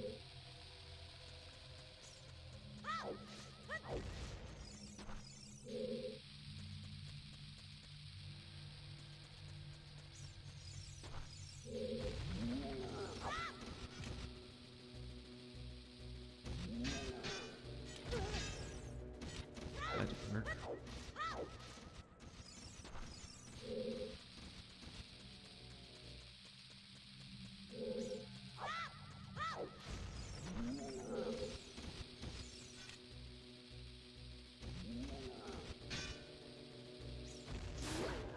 There we go. Perfect.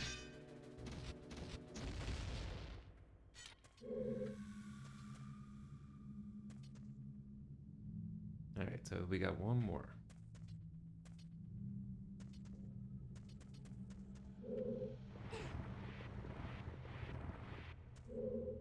And that one is a real one.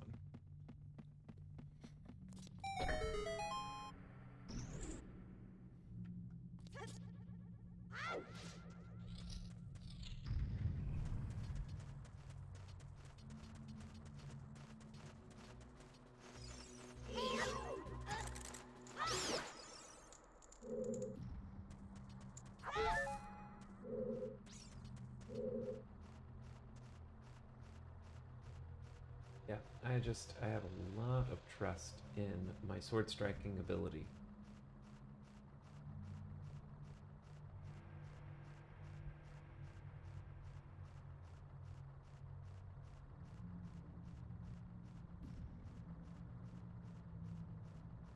I think I want to head back downstairs, where I hop there just to make sure.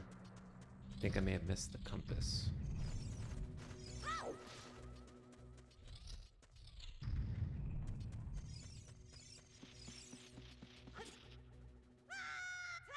There we go. I love doing that. So much fun.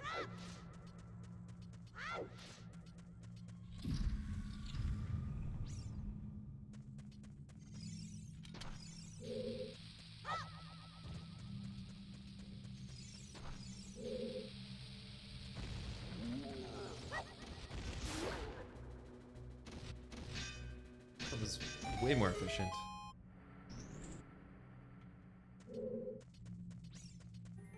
It's nice that it was only the one as well.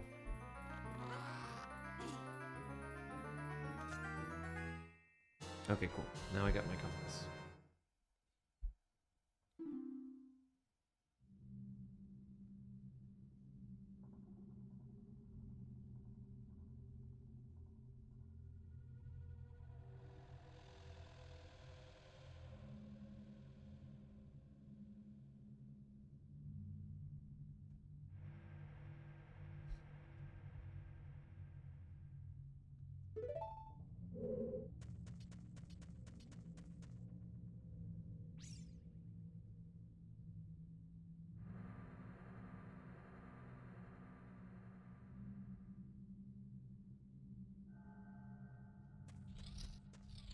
Alright, so then this has to go back up.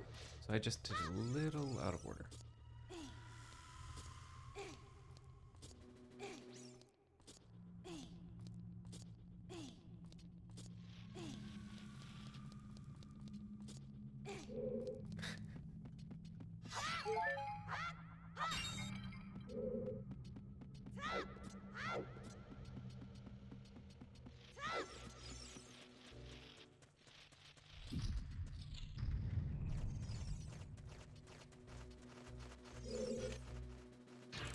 That's how you're supposed to do it. Okay.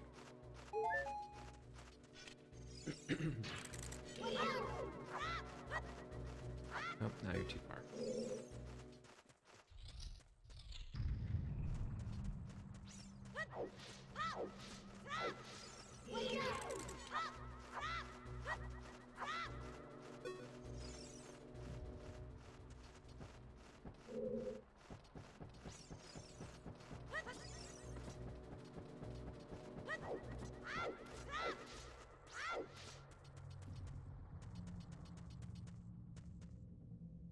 Oh, is this the next area? No.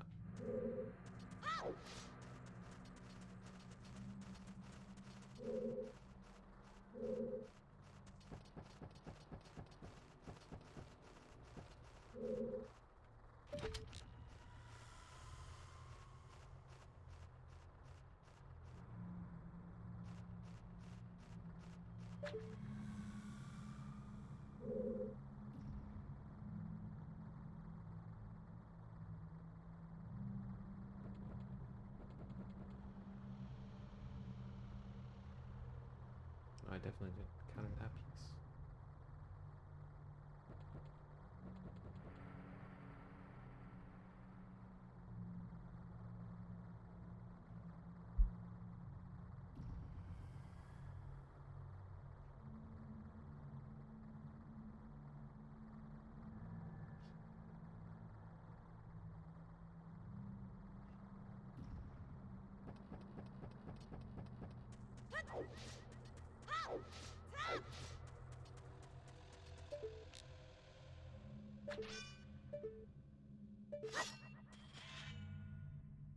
Oh yeah, this is what we're talking about. I'm in the right area.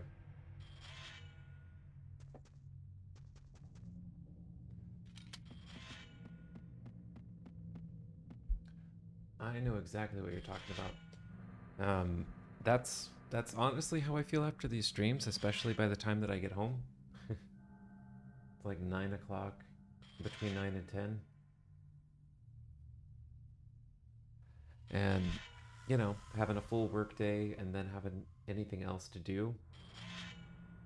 Yeah, it's really nice to pull into the driveway and just say, I'm done. I don't have to be on for stream anymore. I don't have to deal with any work shenanigans. Everything can be put off till tomorrow. To the extent that I have that privilege. I do have to be up bright and early for court. I have 2 things I have to do tomorrow court-wise. One is just a scheduling hearing, and then another, there's not really substantively that I have to do tomorrow. It's just scheduling something, and then right after that, it's I already did a trial a couple weeks ago, and so the judge reserved their opinion because of how long it took, and they're like, hey, we'll just come back another day and we'll give the opinion. I think I'm gonna try to clear this area, and hopefully I'll do that in the next little bit, and then I can call it a day because I'll need to head out a little earlier. But let's go ahead and work on this.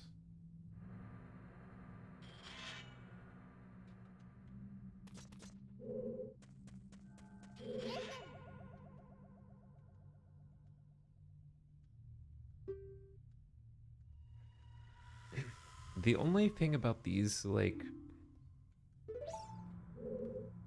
adaptations is they don't change the buttons. Oops. And so it'll still say Z, but it's just not the same for the Switch controller.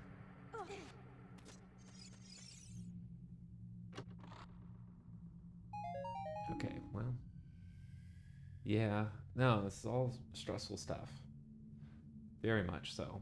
And this is where I talk about my introverted panic, where I can be a little chatty. I mean, I talked for over an hour about Lost stuff, but I don't always convert all of the internal screaming and stuff that you'll see with a lot of extroverted streamers. You don't really see that, but internally you might catch glimpses of it, or you might catch glimpses of my internal panic by seeing like my eyes or something like that pop out.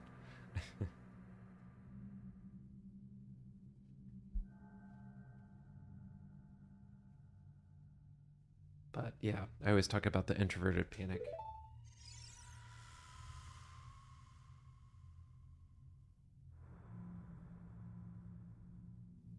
Okay, so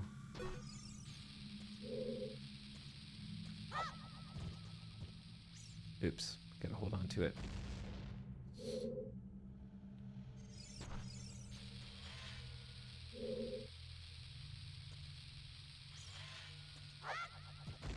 Ah, still not long enough.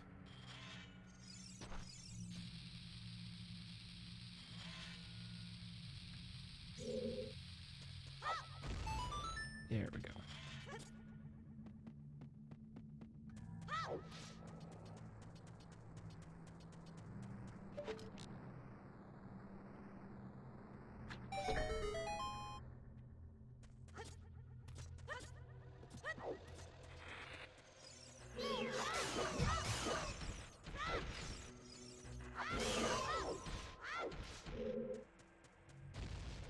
That I could get through that.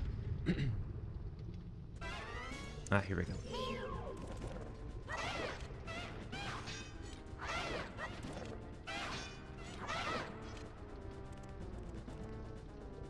Coming back over here. I want to be lazy.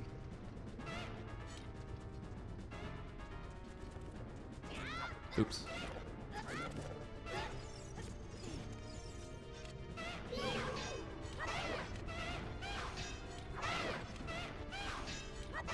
Yeah, just stay there in the corner.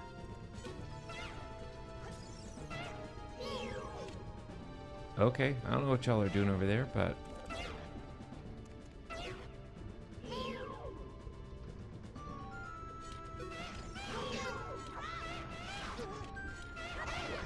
Here we go.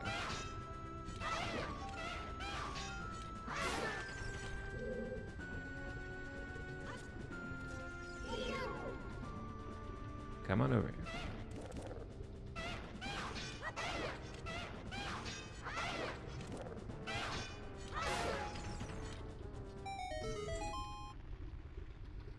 That wasn't too bad.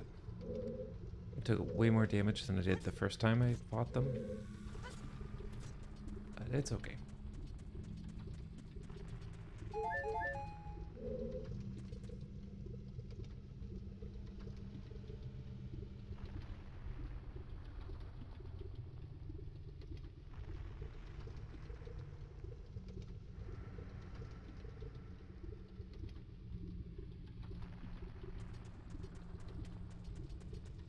Okay, so it's just showing me...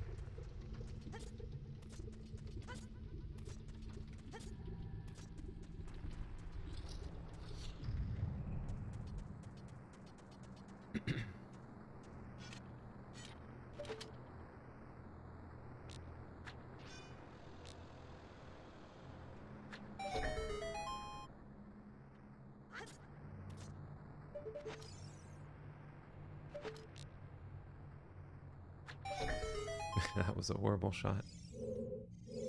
Oh well, it worked.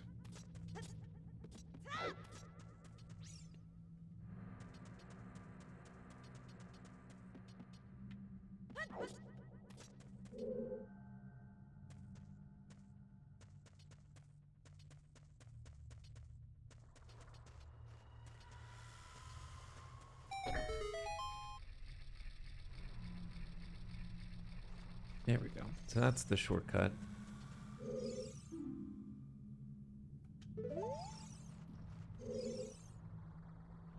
Oh, right. I remember I have to drop the flower in the eye.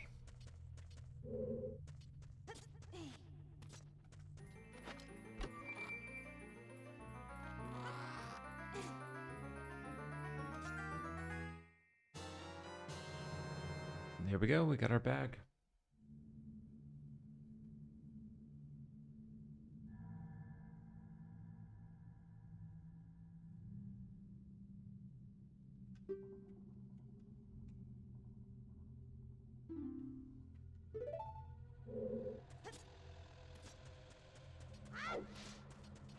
All right, so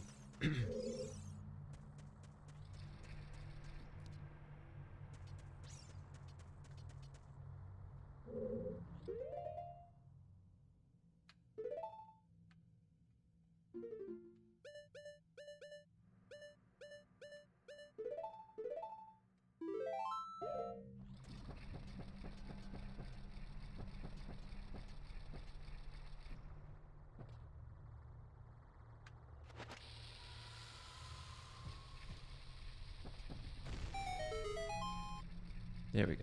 That's one.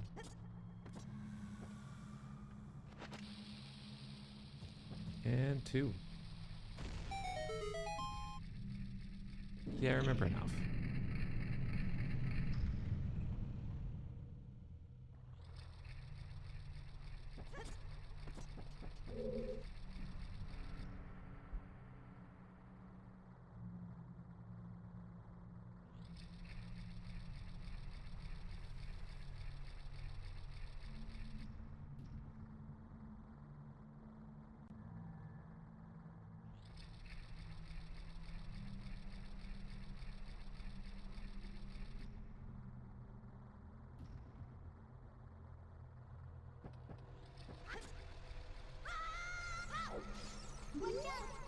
Oops.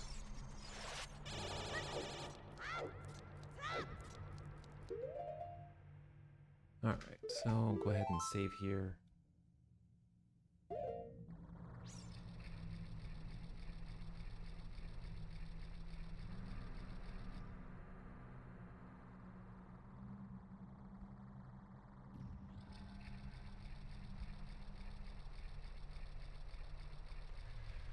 Yeah. We're getting close to, I mean, honestly, beating this area, but I do need to go. So I'm probably gonna go ahead and call it a day, so that I can get home and do what I need to do um, tonight to kind of like start packing for my trip and all. But if you're new here, again, my name is James. Welcome to Team Gavel. I'm an attorney. I will do some legal content discussions. I will play video games. And once we build up our Discord a little bit more, I'll probably have some more community driven events. You know, if we all want to play Among Us or if we want to do other things, then I'm happy to do some of that kind of stuff. And I'm just going to drop my links in chat. Hopefully the Discord link will work. So if you want to join, then yeah, feel free to do that. You can also reach out to me following our stream. I at least stream for right now on Monday nights, and I will probably be adjusting a little bit of the stream schedule moving forward. But, you know, thanks everybody for being here, and I will see you all next time, which presumptively will be next Monday. I know I've got